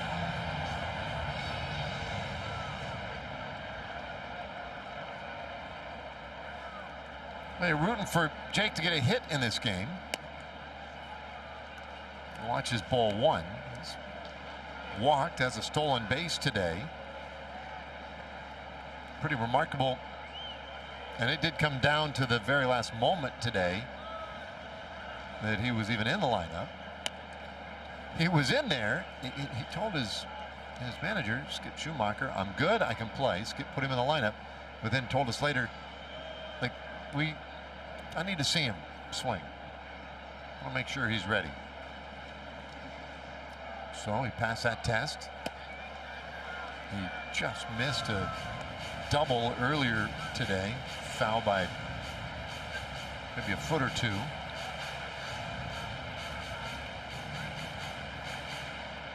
But it's Down Syndrome Awareness Day, and Jake is taken up that cause with great energy. The last couple of years, his beautiful little daughter Penelope, born with Down syndrome, and he had everybody today during batting practice and pregame. All of us on the broadcast level wearing the shirts that he had made.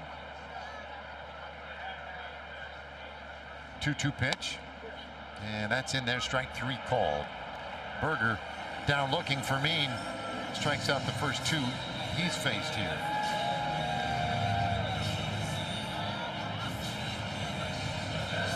Now bring up Jock Peterson.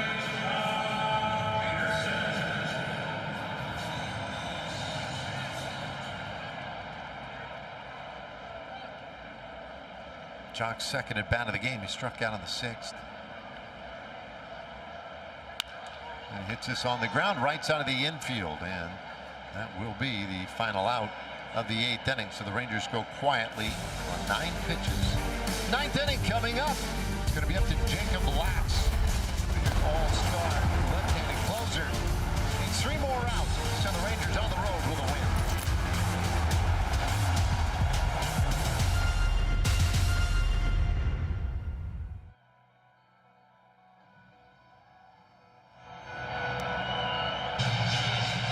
Rangers up 2, and they need just 3 more outs to finish off a winning homestand.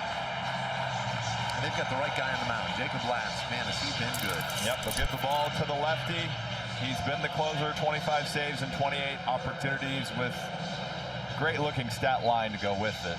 How about 081? That's what opponents are hitting on his changeup this season.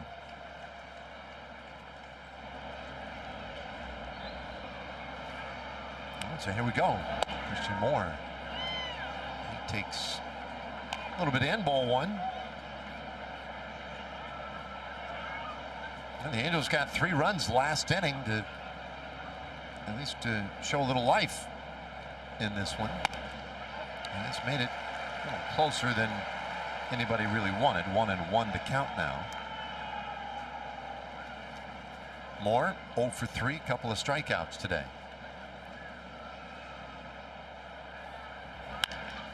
Hits that ball in the air left field. That chases Langford back. He leaps. That one's over his head and up against the wall. Carter fumbles around for it, but comes up with it. And Moore opens the 9th with a double. The Angels offense has come to life a little bit here the last few innings. They scored 3 in the 8th. Double here, then 1 hops the wall.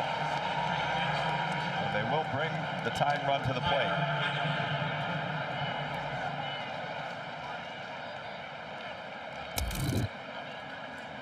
Okay. So, Denzer Guzman is announced as the pinch hitter here for Heineman.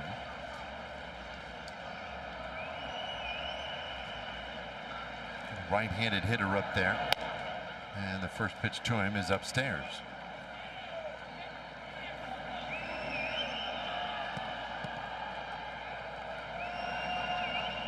Five runs, 8 hits for the Rangers. 11 hits today for the Angels. Kind of quietly built up. 1-1 the count here on Guzman. After Guzman, the lineup turns over, so it'll be the big boys, Neto and Trout.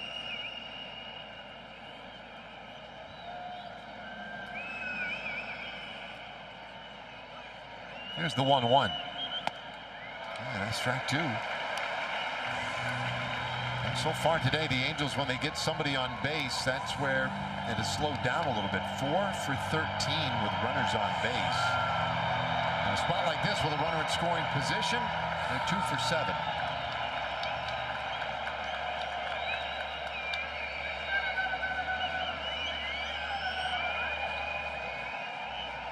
All right, the 1-2 pitch from Latz. That's high.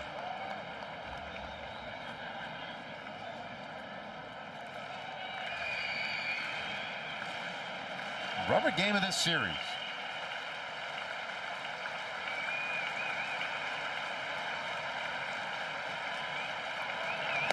Swing and a miss, and that's a strikeout of Guzman. 1 away in the ninth.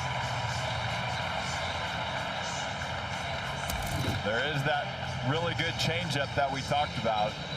Opponents kind of defenseless against it. Just 3 hits on it all season long. Only 1 for extra bases. You figure he might go to it against the righties. Just saw his fastball barreled up to left center. Here's Neto, and he's always up there looking to drive the ball. He fouls that one away. He finally gave the Angels a little something to feel good about today when he homered in the 8th inning. That was their first run of the ball game. Now he's up there representing the tying run.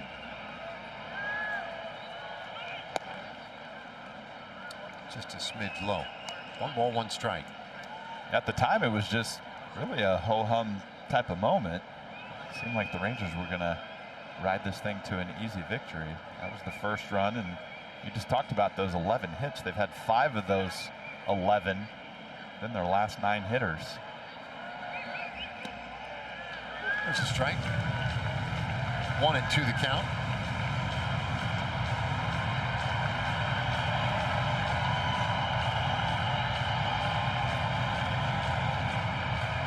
Crowd today better than 31,000 on hand, trying to help out of this 9th inning. The 1-2, and that is in the air left field. Coming out for it, Langford. He'll make the chest high grab. 2 away.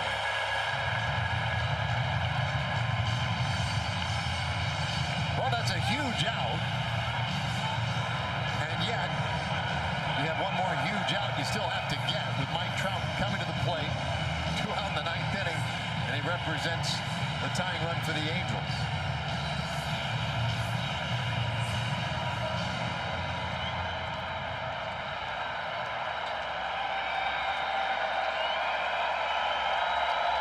Most everybody here on their feet.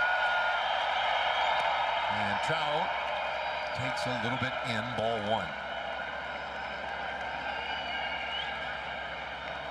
Now the 9th inning in Houston with the A's still leading by a run. And now an intentional walk for Trout.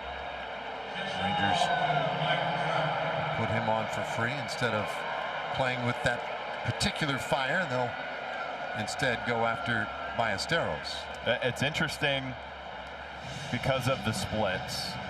Lefties are hitting 180 against Latz. Righties only 103. So you've got reverse splits going on.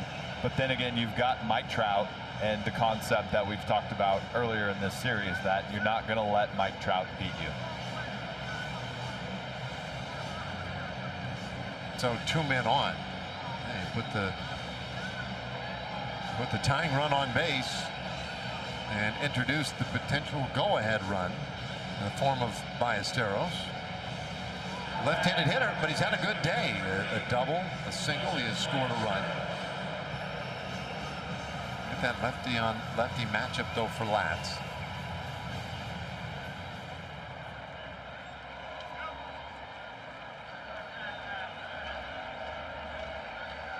Diaz out in front of the plate to get the attention of everybody on the infield. They do set up for a slight pull bias defensively on the infield. Outfield straight up. Moore, the runner at second base, Trout at first. And Latz deals. That's way outside.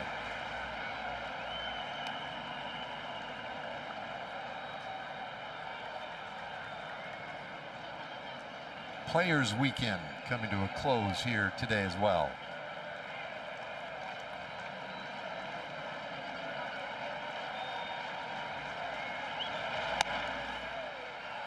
Latz didn't get the call, and then a challenge made by Diaz. ABS challenge powered by T-Mobile. Let's take a look. Yeah, it's a great challenge. You know, the face mask, you can't see a guy's actual smile, but you could see it in his eyes. Yeah. That was great. That really changes the complexion of the at-bat. Really helps out Latz.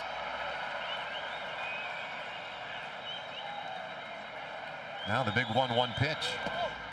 And that's ball 2.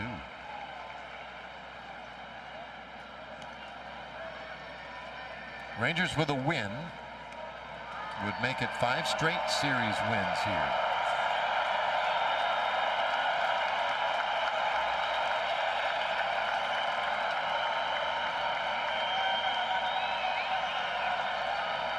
A 2-1. Swing and a miss. The Angels are down to their final strike.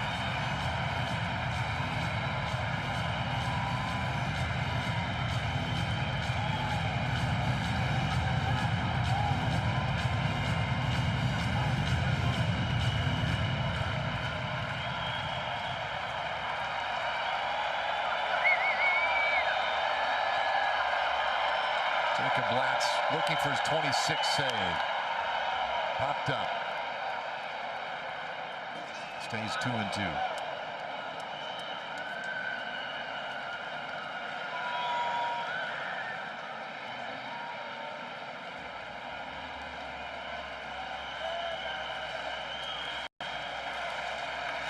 Rangers got an excellent start from Quantrill. 6 shutout innings. Bullpen trying to finish it.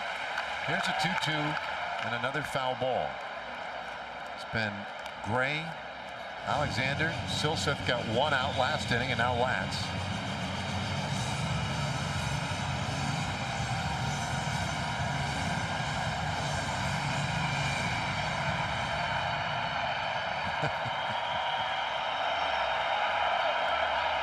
Here we go. Another foul ball. It has been an afternoon of extended at-bats for a lot of these Angels hitters. It's not the first one for Ballesteros. He just continues to grind.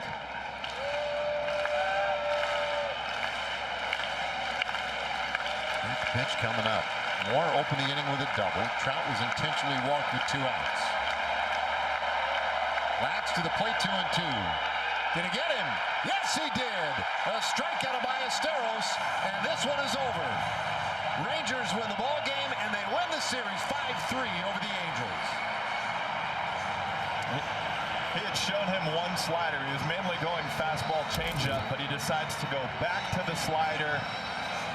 And look at that location. That is picture perfect, exact location that you want to throw it to. Good execution for Latz to finish off Ballesteros and the Angels. No argument from Ballesteros. He knew it, and so with the win, the Rangers now a game under 500. 65-66. And what does that mean for the standings? Well, in the wild card, they now have a half-game lead over the Guardians, and they own that 3rd spot. That's the good news. The better news is Houston currently trailing in their game, 9th inning, trailing the Athletics 7-6. The Rangers at the moment a half game back.